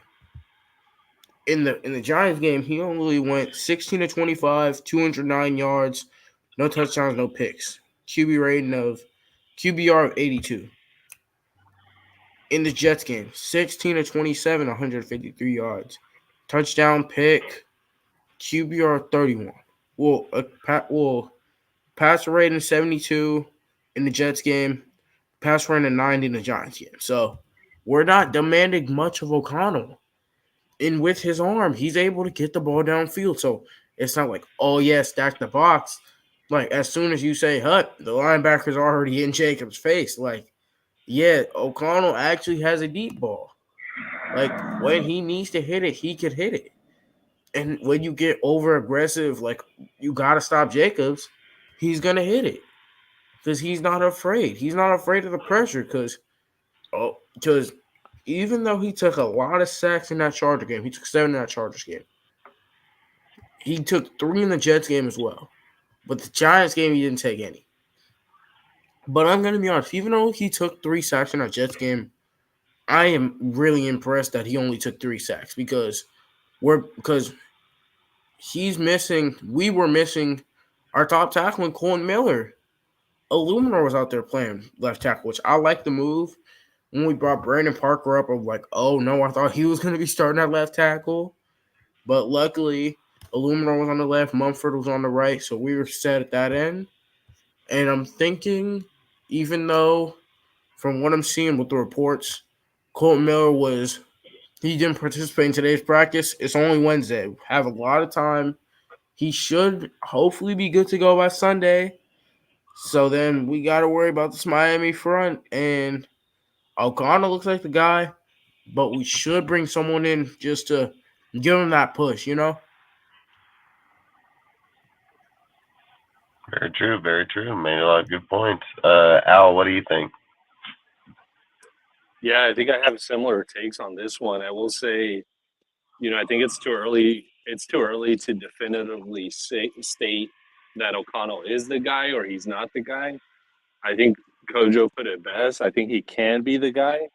And what I've been most impressed with about O'Connell is just like his poise and composure, right? He had a very rough first game in the NFL, getting sacked 7 times in LA against the Chargers. And the kid didn't bat an eye. He came back out, a few weeks later, and then he balled out against the New York Giants. And then he did really well, I thought, against the New York Jets, which are, as everyone knows, it's one of the top defenses in the entire league. So I think the kid has a lot of composure. He's very poised. I think he's very smart. And I think he has that sort of like humble leadership quality. So he doesn't seem to be like a rah-rah type of guy, but he seems to be the kind of quarterback that just like leads by example. And I was like listening to a press conference by AP from like a week ago or so, and he was talking about how O'Connell is like one of those guys who gets in like super early, and he's in the lunchroom going through his playbook and reading the Bible, right? Like he's like that type of guy who's just like zeroed in on what he needs to do. Like no distractions. The guy's married. Like he's not going to be out there partying on the strip or anything like that. So all that shows me that he's a guy who's like very mature, and remember, he's a 25-year-old rookie. So he's not your 20, 21, 22-year-old rookie. So he's a little older, and I think that actually benefits him because he has a lot more maturity as a rookie. So yeah, I mean, I think O'Connell could be the guy. In terms of drafting a quarterback, I would, because I don't think going forward, frankly, that we want like Brian Hoyer as a backup. Who knows what happens to Jimmy? Like we need some kind of fresh competition in that quarterback room. So I would go ahead and draft someone in this upcoming draft. Very true. Ozzy, you have anything you want to add to it? Yeah, pretty much just picking back up what you guys now were saying. Personally, I think Aiden O'Connell, like, it's still too small of a sample size. I do like some of the things I'm seeing, though. Like some people saying the poise in the pocket, the ability to throw a deep ball. But in saying that, this is like one of the best quarterback classes that I can remember in the last like decade. So to say that we should pass up on a quarterback in this draft class if the opportunity arises, I think is a mistake. Because either way, I'd still draft a quarterback regardless, and let them battle it out in the preseason to who's the starter, who's the backup. Because long story short, either way, you're going to end up with a very solid, very cheap quarterback room, which is going to help you to build the rest of the roster. So even if Aiden becomes a backup, that means we have a very solid, very, very, very good backup. And we also have, like, if we draft to say a Bo Nix or something, would have a great starter, or vice versa. Even if Aiden starts and Bo's the backup, I don't really care which way they do it. But if we have two young, talented quarterbacks, that's going to set the Raiders up for success in the future as well. Because that means we're going to have way more cap space to bring in, like a top D tackle or another top cornerback or whatever else we need on the roster. Because our quarterback room could be like under 10 mil, or it could be around 10 mil for a quarterback room. So we can move on from guys like Jimmy, we can move on from Hoyer, because Aiden will already have a year in the system and all that. And then we could have a very cheap quarterback room. Or even keep Hoyer as the fucking third guy and just have him teach both whoever we draft and Aiden. Like he's just going to be a clipboard holder for another year. You pay him like $1 million to just teach the rookies. Like, that's what I would do. And then I would use the rest of the cap space to build the rest of the roster where we had to fill in the holes, like offensive line, defensive line, corner, whatever else. Like, I think it would be a mistake to pass up on a quarterback in this draft if we get the opportunity. Because it doesn't matter whether you want Aiden to be the starter or not. I don't think that's really the real question. It's like establishing success for the future, really. I think Hoyer's done after this year. He'll either go back to New England or retire. He was all year. Probably. But I'm saying I would only keep him as purely, like, if we're going to keep the system, it depends on what system we go with too. Like, if we change offensive systems, then Hoyer becomes obsolete anyway. So what I think is like, I think Aiden's a good quarterback. I think that in the next 7 games, he needs to start scoring touchdowns. I think that's going to be a massive thing, especially with the type of players you have offensively. So I think if Aiden can start scoring touchdowns, then yes, you draft a quarterback in later rounds to play behind them. But if somebody's telling me that they're drafting somebody, before, and then that you're trying to push them, I don't know about all that. But long story short, for me, I think I think it's a little too early. It's been only 2-3 games. I think the only thing I see that's an issue with him because I've said he don't win games in the Jets, dude, one being impatient or not knowing how to hold your calm or be collective or things of these factors. Aiden has the calm, collect type mentality. He has I can come back mentality. The problem is he's yet to, outside of the Mayor touchdown, be show to be down in the red zone type player. And I'm not saying that he can't be. I'm not saying that he won't be. I think by the end of this season, that'll be the main. I think that'll be what we need to be paying attention to and watch if that's what it's going to be. So I think for the last question on the quarterback, and we'll start with you, Ozzy, is that what round do you draft a quarterback to push Aiden if that's what if we're implying that we're going to do? Because if you're To be honest, drafting a quarterback to push Aiden would imply that he can't draft a first round quarterback and say we're going to draft first round to push Aiden. That's basically saying that Aiden well, I'm isn't not going to saying be that though. good. I'm not saying to push him. I'm just saying I'll draft, like, all right, let's just say hypothetically Bo Nix falls to us. I'm drafting him regardless.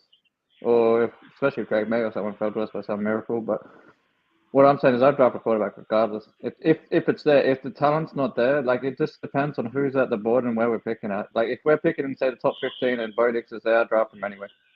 Like that's what I'm saying. And then there's let the two battle out. One starts, one's backup. I could care less like where they were picked at or whatever. It's just like whoever wins the job because then you have like a very cheap, talented quarterback room for the next however many years, and then your quarterback room is set for like 4 or 5 years down the road. So because 50-year option, the first round pick. So that's why I say get the quarterback in the first if they're there because they have the 50-year option. And Aiden's I think got 4 years on his contract, which means he'd have 3 after this year.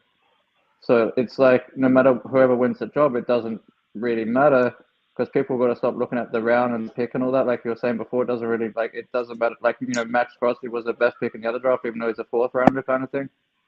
So it like the pick doesn't matter. It's just more about having like a young, talented quarterback room that's set for the next 4 or 5 years. Because then from that point forward, you can focus on everything else in the roster. And not to mention, like top quarterbacks are like 50 mil. Whereas if we get like talented quarterbacks and we've got like 2 talented quarterbacks for like 10 mil, like that's gonna set you up for success building the roster going forward. That's how I see it, but yeah.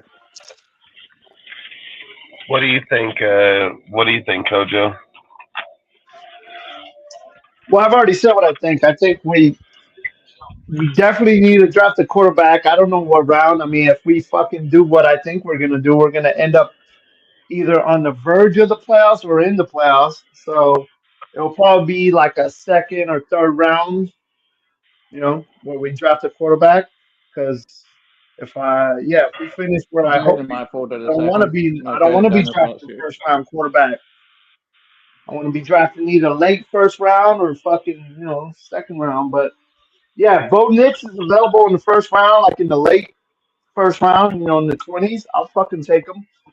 But if Yeah, Yeah, but not, that's pretty much what I'm here's saying. I maybe think we'll this is draft him pick in the how 20s. so maybe this is how I should rephrase this question because I'm gonna re-ask the question right afterwards anyway, so we just might as well get to it before we go through all this.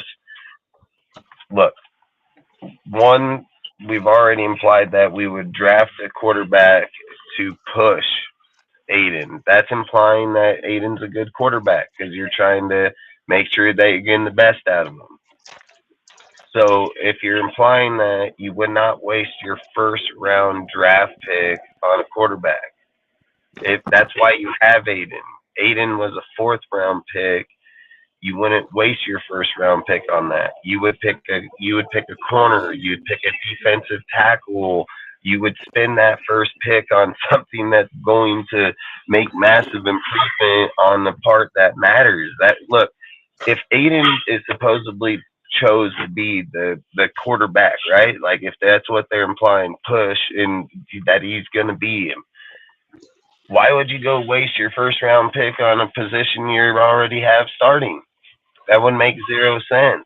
It would make zero sense to your draft, dude. Like you would have to draft a corner or a DT that would make That would make sense. That would be a fucking A. Like you couldn't go if you're taking quarterback in the first means Aiden is going to be the backup, and Aiden is going to push whoever the hell we're drafting as the quarterback. That's how that scenario would work out.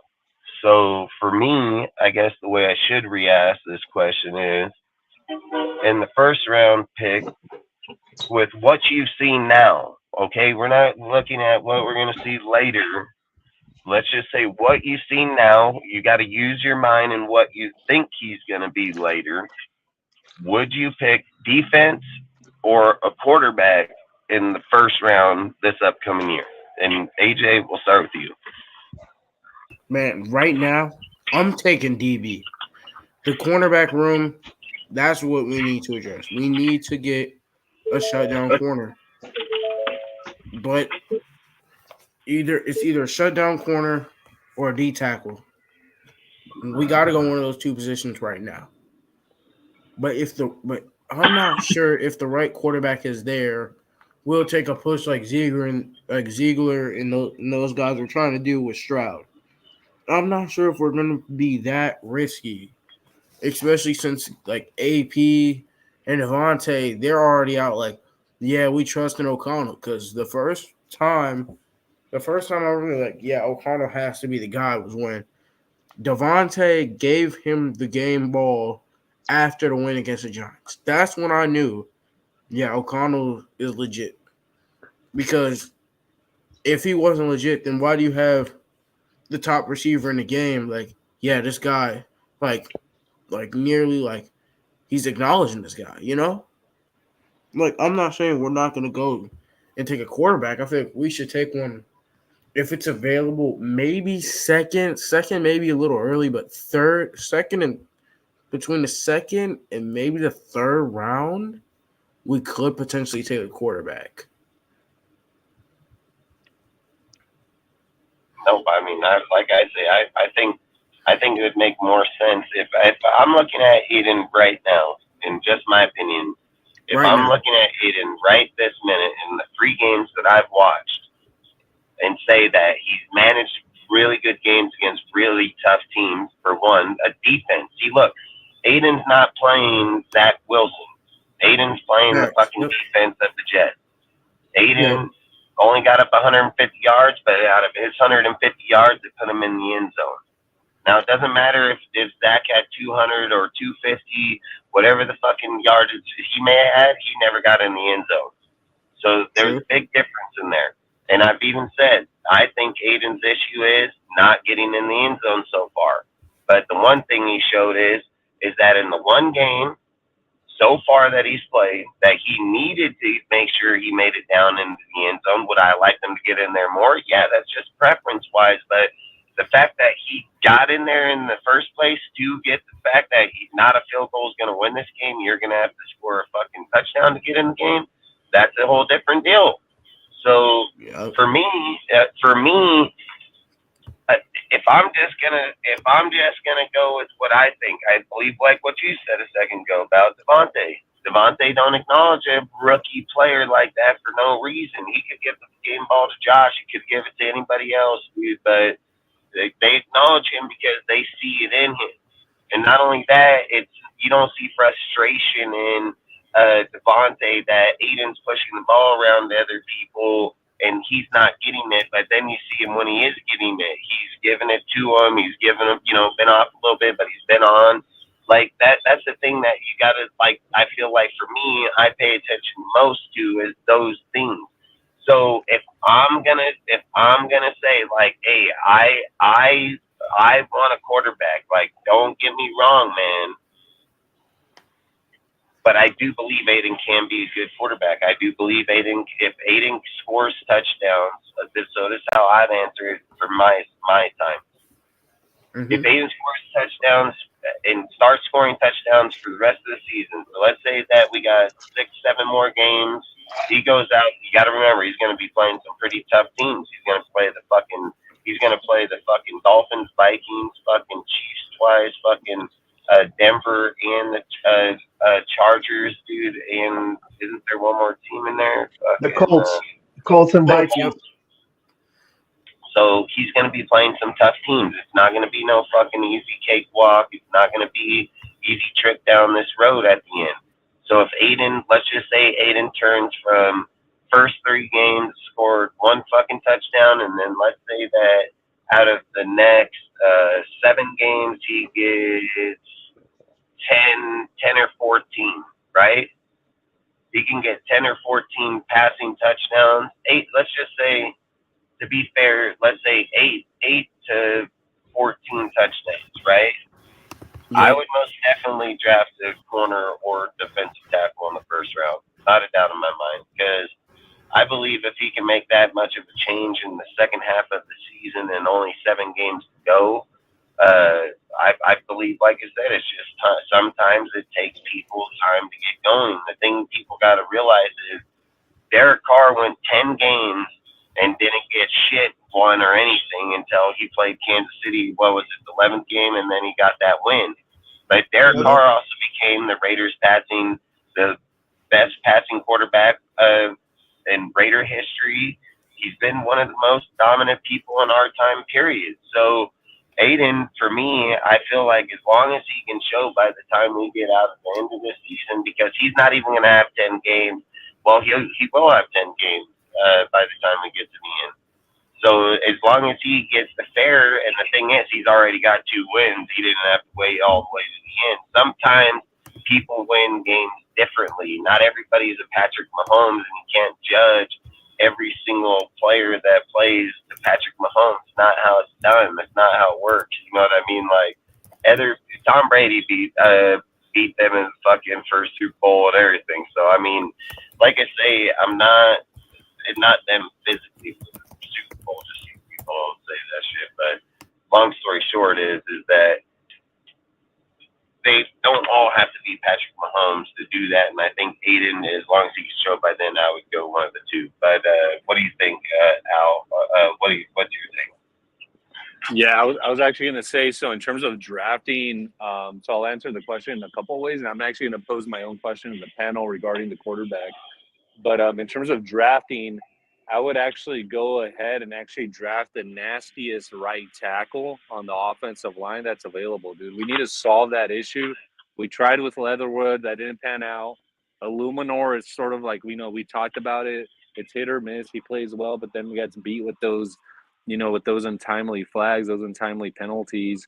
I think Thayer could become like a viable swing tackle for us, but we just haven't solved that right tackle position on the offensive line, and I think we need to solve it. And I don't know if that means, drafting the nastiest right tackle in the first round, but definitely in the first couple rounds, you gotta draft a tackle because they get off the board pretty quickly.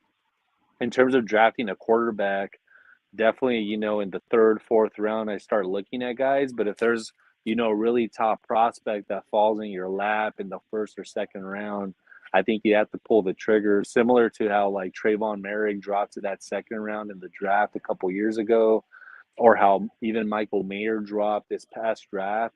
He was projected to be a first round pick by most analysts. If you get a top quarterback who just drops all of a sudden to like the second round or late in the first, maybe you trade up to get that guy. But in terms of Aiden, I think he's, we all talked about how poised he is, how composed he is. I definitely want to see him throw for more touchdowns. The one thing that concerns me is, and I know we're going to talk about the head coach, whether or not, he stays or who comes, etc. I actually wonder, and, I'd appreciate you guys, your thoughts on this. Is it essential to keep Bo Hardigree, regardless of who the head coach is, in order to keep this guy with some similar coaching going forward? Because we could go back and think about the whole Derek Carr situation, and I actually think Derek Carr, a lot of his growth was stunted, even though he became the all-time leading passer and touchdowns, etc., because all of those different coaching changes, right? And so if you get a promising talent like Aiden, and after his first year, you swap coaching, you swap systems, all of a sudden the kid is learning, effectively from scratch again. So I feel like there has to be some continuity.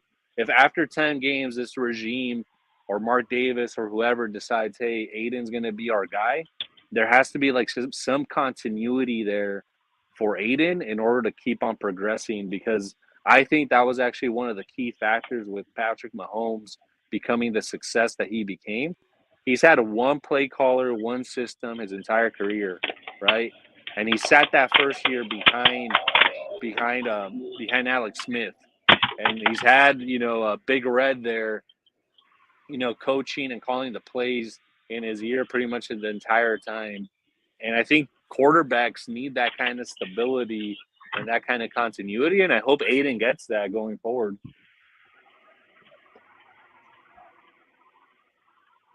No, I mean, yeah, it's a tough deal. I mean, if it's gonna be Pierce, the head coach, and Bo's the offensive coordinator, then yeah, I guess. But I don't think you, I don't think you determine. Like, I wouldn't hold on to Bo for Aiden's sake if there's a qualified, way better fucking offensive coordinator out there. I mean, there's just no way in hell. I mean, if you got Keelan Moore and see what he does over there with the Chargers, and we have a chance to go grab him to be the offensive coordinator, and I'm just saying in an example, I think you'd have to do that because there's nothing that's shown that production yet. It's not even close. So I think you would have to judge on, like I said, till the end of this year, and then see how the production between him and Bo are working. Because if you're got one fucking touchdown in the next 7 games, I don't know about that shit. So that's going to be the play caller. It's the dude giving him the plays. I mean, I'm not going to say, listen, Aiden has scored a lot of touchdowns in college football. There's no doubt about it. So if we're sitting here saying that Aiden only scored 2 touchdowns under this guy in 10 games, then I'm going to have to say that's play calling 100%. So that's how I would answer that question. But Ozzy, how you can answer all 3 of those. What do you think? Well, just to summarize, I basically just said, like, kind of what I said before, is I feel like there's not enough game sample yet for me to decide on it. But if we weren't going quarterback, I'll put it this way: if we're not going to go quarterback in the first, then I definitely agree it has to be corner or DT, like a Kool-Aid McCrinsky or some kind of defensive tackle in the first. But like I said, for me, it's too small of a sample size. Like, I had to wait till the end of the year. It's kind of like what you said with the touchdown thing. I'm just not sold on Aiden yet. Like, is he a good quarterback? Yeah. But, like, a lot of quarterbacks can look good in their first year because, like, teams haven't really learned who they are yet as well. Like, that's another factor. But I will give Aiden credit in the Jets game because going against a top defense like that, he did show poise and all that. So there's that to consider as well. So, like, I'm still kind of on the fence about it because I need to see some more consistency with that first. Like, going against, like, Miami, KC, some of those guys have good defenses as well. So if he plays as good against or better against those teams, then I'll probably lean more on the side of Aiden starting. But right now, I just need to see more first out of him. He needs, like, needs more touchdowns. He's still he's playing well. Like, considering how, like, Patrick Mahomes I played against the Jets, he's playing well. So, well, whether he can be consistent with it remains to be seen. So I'm not, I can't say I wouldn't draft a quarterback in the first round yet because it's too early. And then if a guy like Bo falls or someone else falls, like a top quality quarterback, I don't think he can pass it up. I don't think we can make that mistake. Like, it's this draft coming up. I think people need to realize this draft coming up is like something that could determine our franchise for the next decade. So there's a lot to consider. Yeah. Let's just say hypothetically we roll with Aiden in 24 and he's not what we thought he was, and then the next quarterback class coming out won't be as good. So, like, there's that possibility to consider as well. So it's like, you really want to risk that? That's why I said I'd rather just draft a dude anyway if they're there, because then, like, you're not going to lose. It's just a first round pick. You get another one every year, but you're not going to get another quarterback class like this every year. So. Question for you guys: how much weight are you guys giving? How much weight, if any, are you guys giving to Devontae Adams? Say he comes into your office, you're the GM, and he says, "Hey, I think Aiden's the guy. Let's keep him." Or, "Hey, I don't think he's the guy.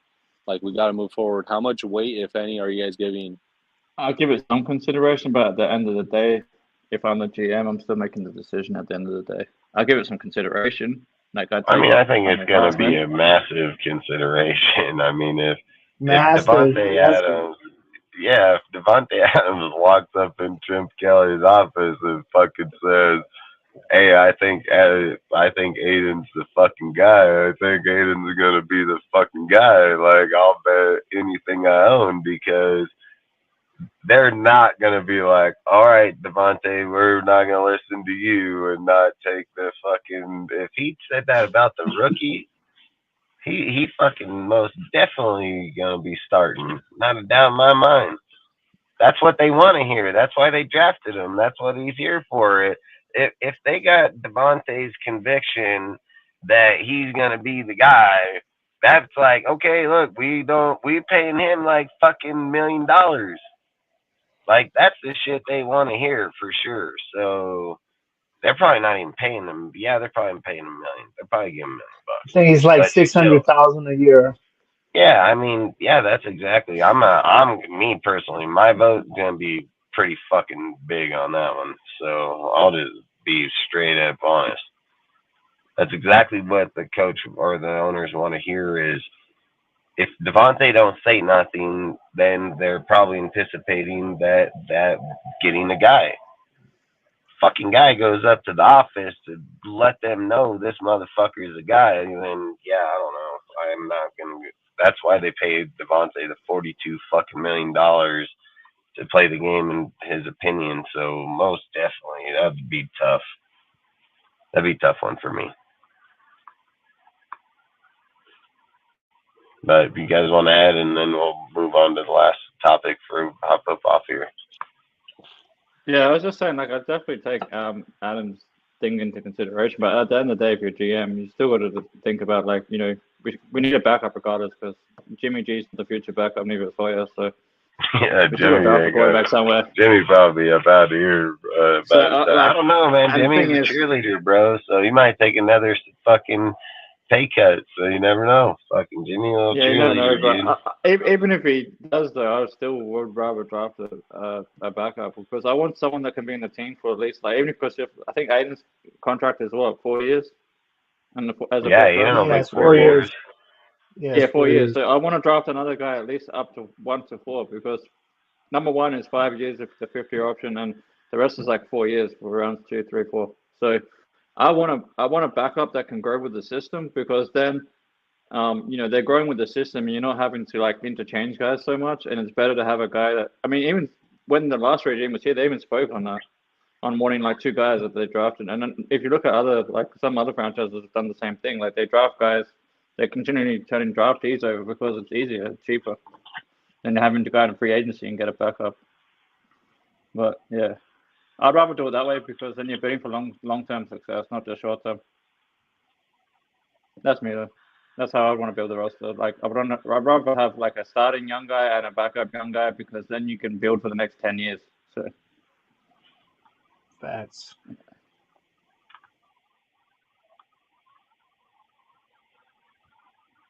This fucking guy, what is this dude on some fucking dude? He don't even got his lights on. Motherfucking dark as fuck on his lights. Yeah.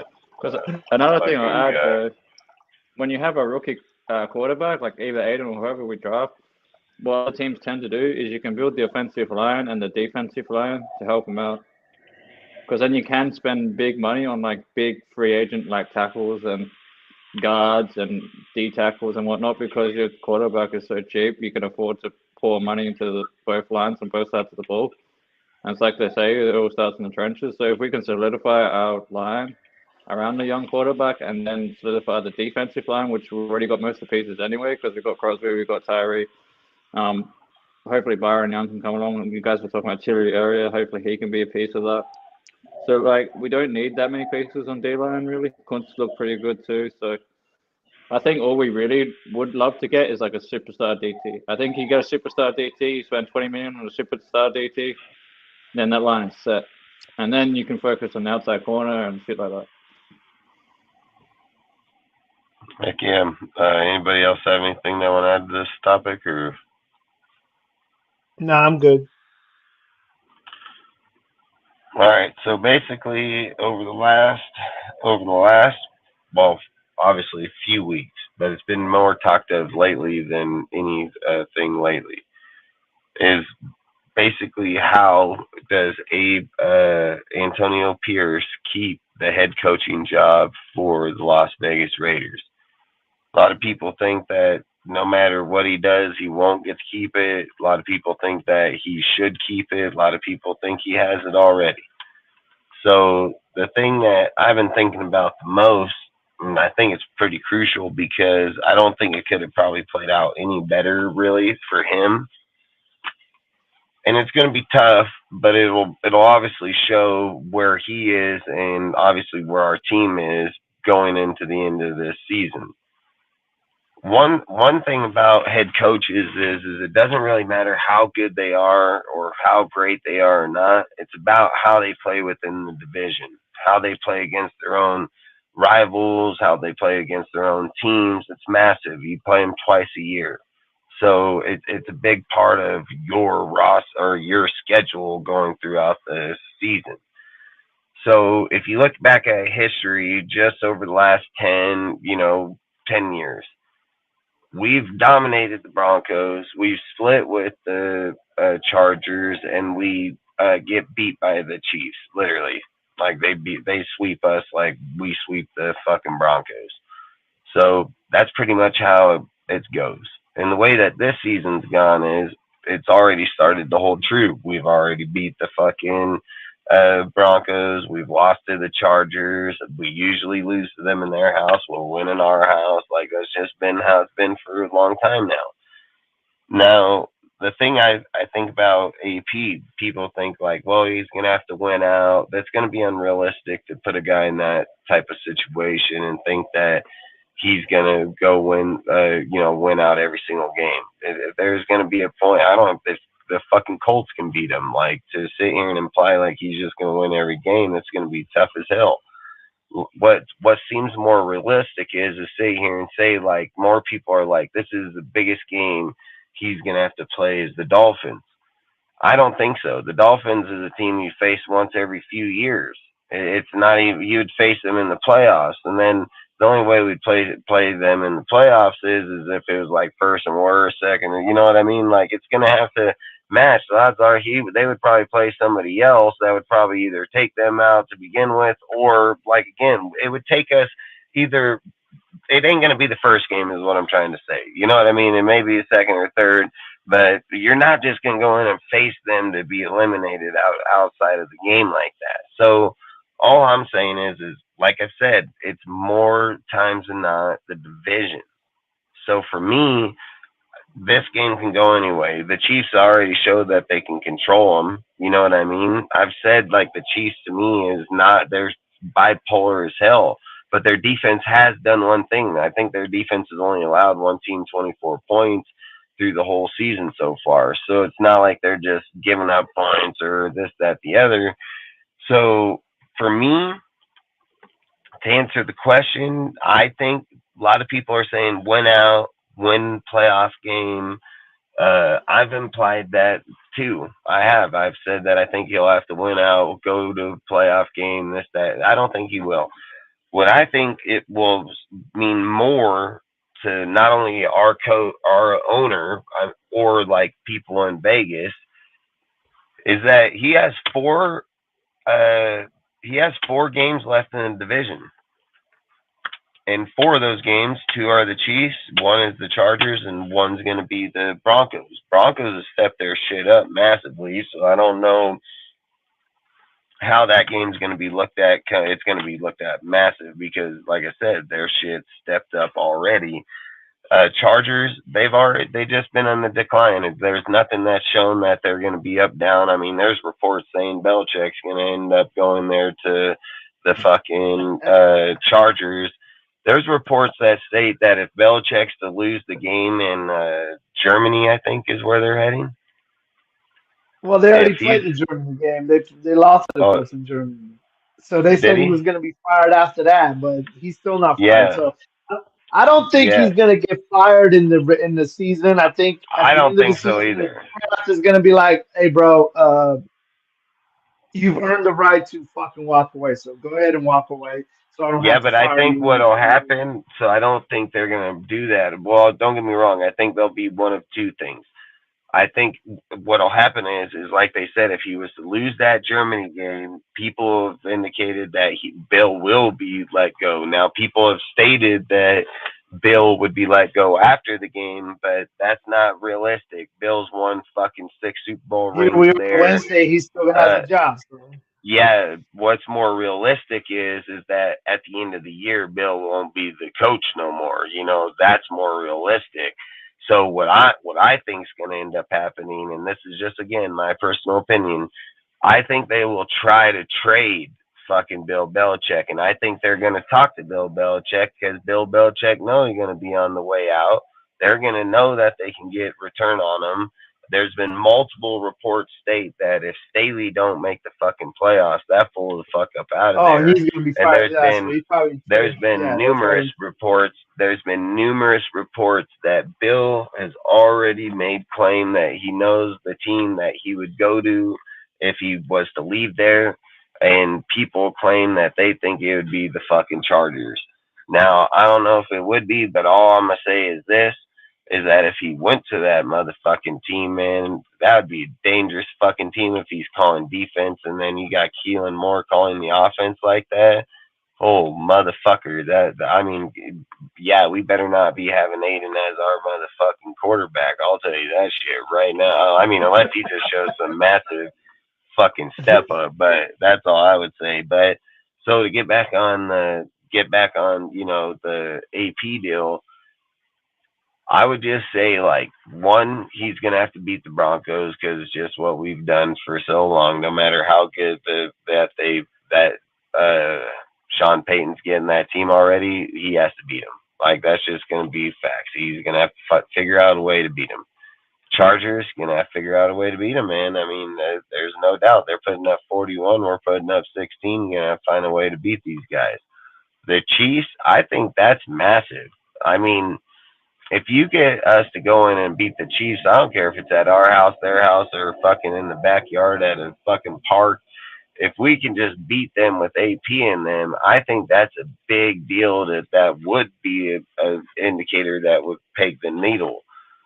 But all I'm gonna say is that if we lose to the Broncos or the Chiefs twice in there, I think it's done. It's a wrap for them. They're not. He's not getting the job because I keep saying it. Jim Harbaugh is the fucking number one candidate on there, and they still are saying Ben Johnson the number two. And I think it's going to be Harbaugh 100%, just because, like I've said in past deals, that it would be him because of the fact of his connections within the NFL, the people that he knows, the people that he can bring.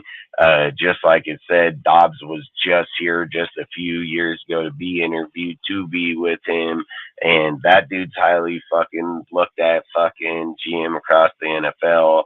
I mean, we're talking about highly people, not no just I think he came from here. No, we're talking about real dudes. So I've said even like with Vic Fangio, things of these facts. So all I would say is that for me, I think if he was to win out, at least 3 out of the 4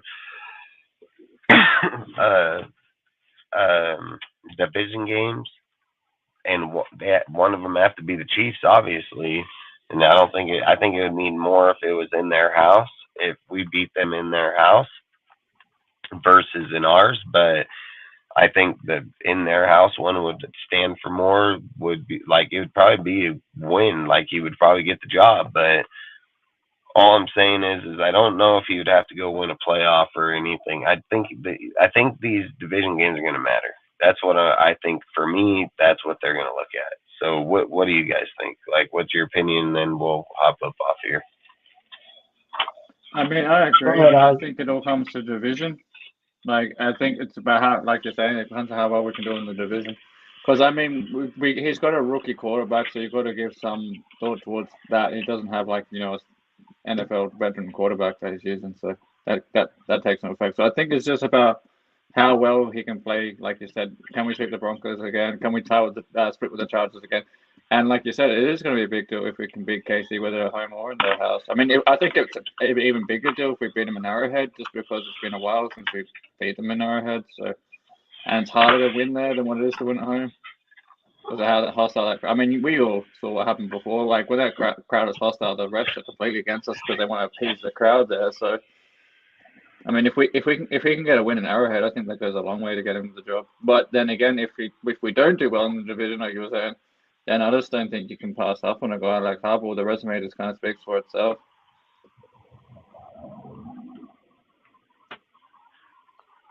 Look, What do you think, Kojo? if we fucking down the stretch, if we go 7-2, and one of those wins, yeah, because if we're gonna split with the Chiefs, I'd rather fucking win the Christmas game than the game in Vegas. Because I just, we don't play on Christmas very much, and I do not like to lose on a fucking national holiday. So if we can split with That's the my Chiefs, point. yeah, if we can win in Kansas City on Christmas Day, well, and just go 7-2 down the stretch, because you know what I'm saying.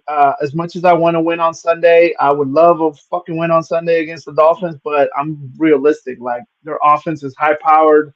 I don't think we're gonna fucking be able to slow them down to the point where we're keeping them under 20 points. It's like that's like And unrealistic. JC Jack Jones just got here. You know what I mean? Yeah, Jack Jones just got here, so I would love to beat the Dolphins, but I don't fucking see that. So we're probably gonna lose that one. But yeah, if we can go 7-2 down the stretch, have a shot at the. I'm not saying make the playoffs, but be like in 21 where we play somebody to fucking get into the playoffs. Then AP should keep his job. But if we fucking, if we don't win another game for the rest of the year, then obviously no, you shouldn't. AP should not keep his job. But I don't think that we're just gonna lay down anymore. I think that the Raiders are gonna actually show up and fight. Now, I mean, maybe not this Sunday because we're playing a super high-powered offense. Now, if we fucking even have a chance against the Dolphins, that's gonna be a shocker for me. But yeah, I think that's what gets him to keep his job is 7-2 and have a shot at the playoffs. Now, if we make the playoffs like we did with Rich Bisaccia, let's just say we even either come close to winning a playoff game or we win a playoff game, then yeah, he should definitely keep the job. But the question is after that But is do you think that if it's in the wild card spot, do you think that he should get the job if he makes the wild? So okay, hold on. This is the last. I do have one last question. Our last question was the Raiders are still alive for the playoffs, and they're alive like motherfucker because everybody's like 5-5, dude, and then everybody else is like fucking 5-4. So it's not like we're fucking. It's literally like one or two fucking wins we're right one there. way. Yeah, we're right there. Yeah, one or two one way goes this way. We're right in it. Period, in the thick of it. So what I would say is like if we first off, I'll answer to both or question to both of you is that do you think we're making the playoffs? And then if we do make the playoffs, do you think that if we get to the wild card, is just making it to a wild card game good enough to give AP the job, or does he have to win that game? Like, Nah. like, so for me, I think he has to win the game, man. Like, if we're going to be for real and say that he's going to get, what is he going to have total? Does he have 9 games total? Because he's coached 2, right? Yeah, And he there's would 7 have left. 9 games total. Yeah, 9 games total. So let's just say he's got 2, 7. He's going to go down a real tough stretch. Well, 3-4 would be 5-4 record. 6-3. All right. It's more going to be a 5-4 record if you're asking me. But I mean, it could be a 6-3. It could be 6-3. But that's my whole point. Do you think getting to the playoffs and then just being a wild card and losing is good enough to get the job? I mean, for me, I'm gonna have to say no, because if you get there because other people are losing out, because just like I said, we're at the halfway point. Some of these dudes, it's 5-5 and 5-4. I mean, it's not like we got to fucking go get a 3-win gap here and to close up to that position. Everybody in the middle, we're a little past the middle of the year. You know what I mean? So I think when we're looking at those things, for me, I get getting to a playoff. I get it. I get it. But again, we can argue the fact that it's not like we haven't been there. You know what I mean?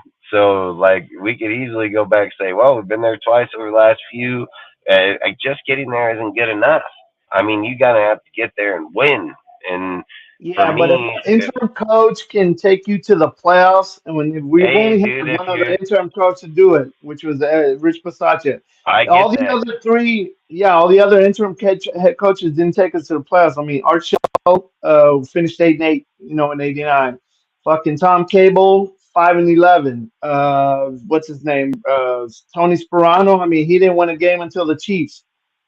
Rich Bisaccia took us to the playoffs, and if fucking AP takes us to the playoffs, yeah, Yeah, but that I should would definitely, say if for me, 100%, Rich wouldn't have got there if Gruden didn't build that team. That's 1,000% facts. And yeah. Rich got that team in year one. Rich wouldn't even fucking come close to the playoffs. So he's taking the credit of John's team, not his credibility.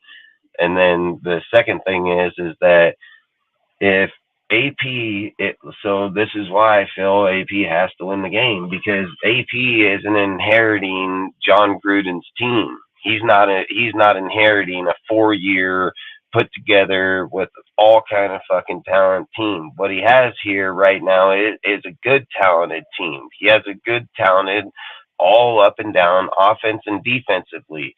Now, in the beginning of the season, the team was struggling. Now, when Basacci took over the team wasn't fucking struggling. They actually started out No, they beating the were fuck out of 3 and everybody. 2. So Yeah, they there's were no three and doubt two. this team was struggling.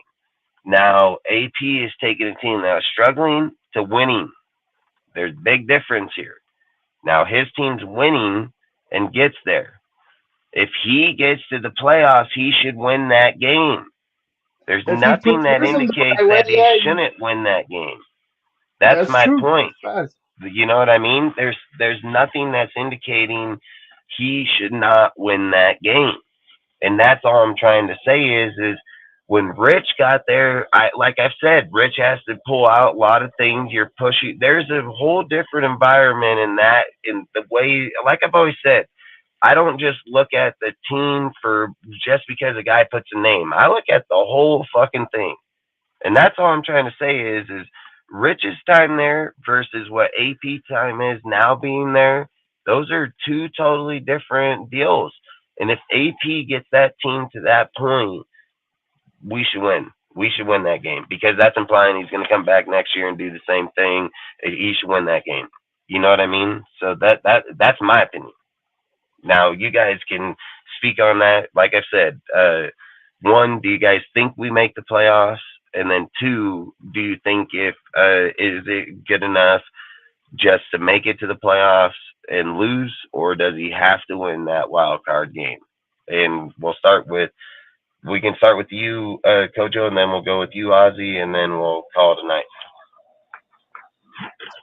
All right. So, do I think we're gonna make the playoffs? I don't know. I hope we're on the cusp of making the playoffs on that final game. So when we play the 17th game, I hope that we have a shot to get into the playoffs. Like if we win or whatever the fuck has to happen. Now, when we go to the playoffs, I got to look at who we're playing and where we're playing. If it's going to be a team that we're playing that's going to weather's going to be a factor.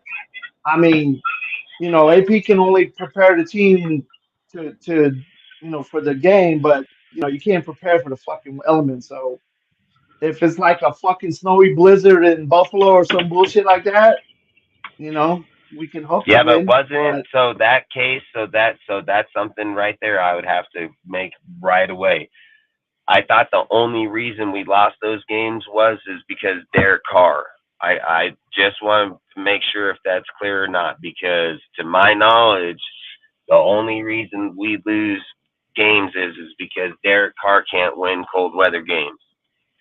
So I want to make sure that's clear before we say that we're implying that now to the team of AP and all of them. You know what I mean?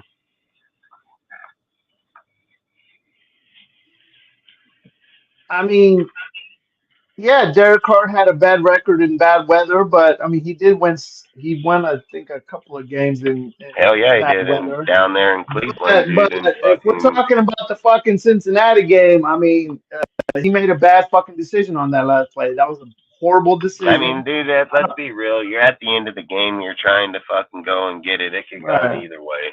You know what I It could have mean? gone either way, but I'm just saying, as far as like his decision making, I mean, he didn't. He had a clean pocket and he didn't read the whole field because if he had read the whole field, whatever.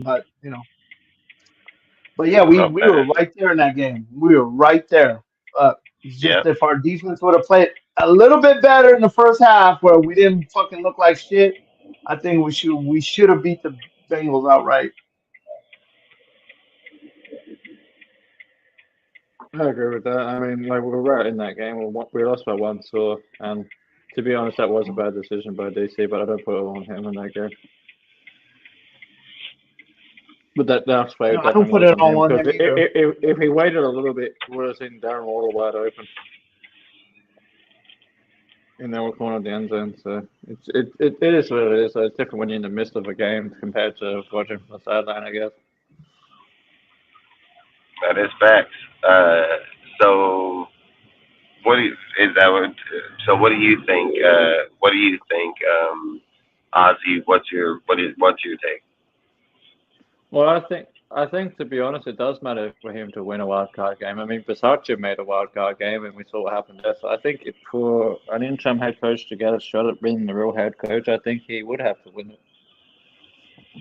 To be honest, or I guess it's either he'd have to win it, or it'd have to be one of those like questionable ones where we should have won it, but maybe it comes down to a bad ref call. That's a possibility too. But yeah, Yeah, I'd say it's either he has to win it, or we have to lose in a way that the loss isn't his fault. If you get what I'm saying. I would say Like, like for me, why I think where I would get away, like where I think he would get away. And I have one more question, but the way I would think that he can get away with it is like let's say that the Raiders fired Josh McDaniels with like 3 games left, right? And he got down there and they somehow he hasn't been part of the team long. But let's be real, there's 17 games in the season and he coached 9 of them. You know what I mean? It's he coached no, over I'm half. saying if we had to make the playoffs, we can still make it. But I'm saying He with played winning, over half the season as the coach. I agree, and I'm not saying making to the playoffs. I'm saying like to win the playoff game. I think like he wouldn't necessarily have to win the playoff game. It depends on how we lose. Like if we, because being the Raiders, if we lose because of shitty umpiring, that's not really his fault. No, you know what I mean. Like, but if we lose because of coaching, then yeah, that's him, and then they'll probably get Well, someone you else. know you want to be playing the Chiefs because if they had the first round or number 1 deal over, we want to be playing them. But if they have the number 2, we play them Christmas and play them in the deal because odds are That's we what I'm probably saying. lose Like, that. if we end up playing the Chiefs That'd be or crazy someone as else, hell. That'd be crazy as hell. the But umpiring could be shit. here's the final last question, and we can answer it quick or whatever. Do you think the Raiders have a good enough defense to win a playoff game? I do. I think our defense is. Well, I think it comes down to how we. I'm undecided because it depends how we play Miami coming up and KC. I've got to see those 2 matchups first. I mean, if we can like hold Miami and KC to a reasonable amount of points, then I say yes. Because both of those are pretty top offenses. Like You mean you got Waddle and Hill, like, you got all that speed in Miami. If they can contain that to an extent, because I think we'd be lucky to hold Miami to 24. Like if we can hold Miami to 24, 27, then I think that's kind of a win when you consider the fact that they have all that speed. We're still missing pieces, especially outside corner. Like Marcus Peters is slow as fuck. They better not put him on like fucking Waddle Hill, he'll get killed. But I'm just saying, like we don't have that speed. We need on the outside to cover that kind of speed with Waddle and Hill out there. But if we can do a reasonable job, and then we can do a reasonable job against KC as well, then I'd say yes, we have a defense that's capable enough of helping us win a playoff game for sure. I just got to What do see you it think, against the top offense first.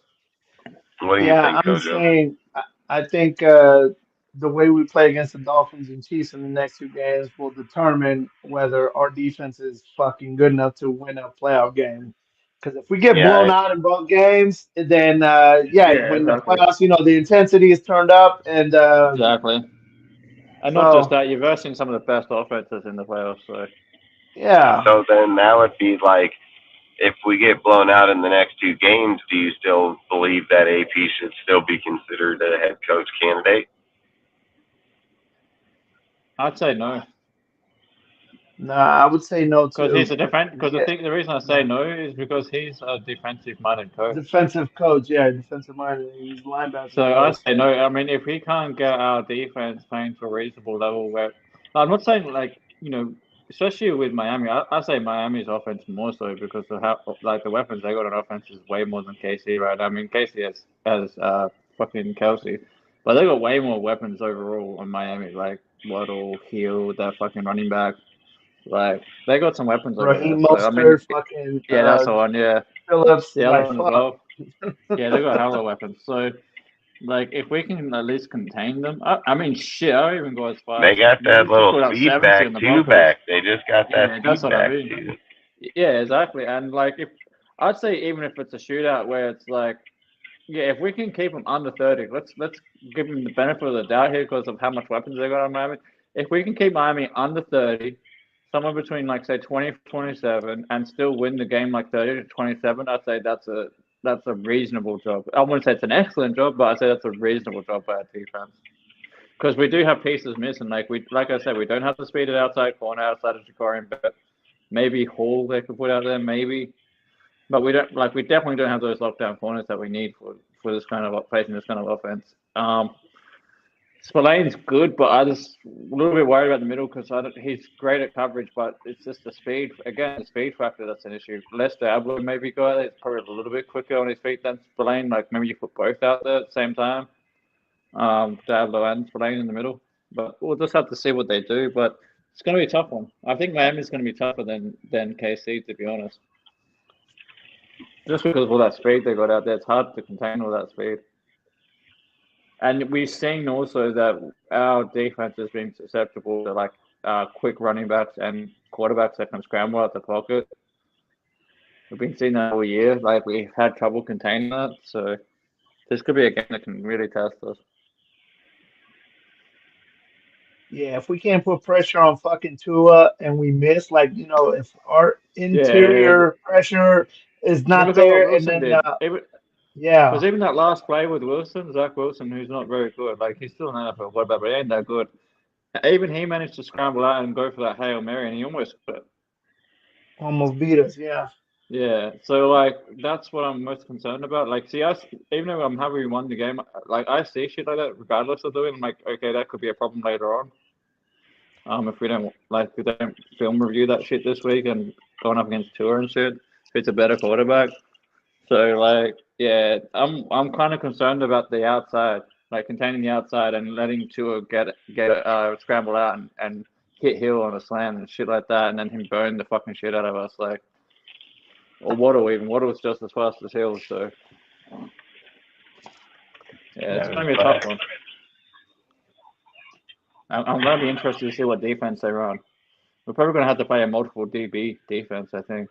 well, that's what I was saying, Ozzy. I think we're gonna be playing a lot of fucking nickel and dime on Yeah, nickel and Sunday. dime, yeah. That's the one, nickel and dime. Because I think that's another reason why I like the Jack Jones pickup. That's going to come in handy this week. Like, pick up a guy like Jack So Jones is 5 going to help when DBs we got out like on the 3 or 4 field. corners out there. Yeah. Yeah, What's most that? likely. Yeah, because I mean, Jacorian will probably be on Hill, and then someone else like Tyler Hall maybe. I think he's pretty quick. Can go on Waddle because you're going to need 2 fast corners out there for sure. And then you're probably going to. I think Diablo might have to take the job for the running back because their running back's pretty quick. I mean, we can try Spillane, but Spillane's like I don't know if he's quick as Diablo on his feet. It's a great linebacker, obviously, but I'm just worried about the speed factor because Diablo's Spillane's always more of a like kind of like read it before the play happens kind of guy, whereas I'm worried about their running backs kind of like running past Spillane because of their speed. So we might have to have Diablo out there to help him out. Maybe have like 2 linebackers in the middle. I don't know. But this just depends how they set it up. It's gonna be interesting. It's gonna have to be some kind of hybrid defense, I think. Like a hybrid Yeah, between a nickel and whatever else. Like it's that gonna be front four because is I've noticed that they're kind of running gonna weird set the defenses tone. lately with Patrick Graham. Yeah, it's gonna be like some kind of mixture of man and man.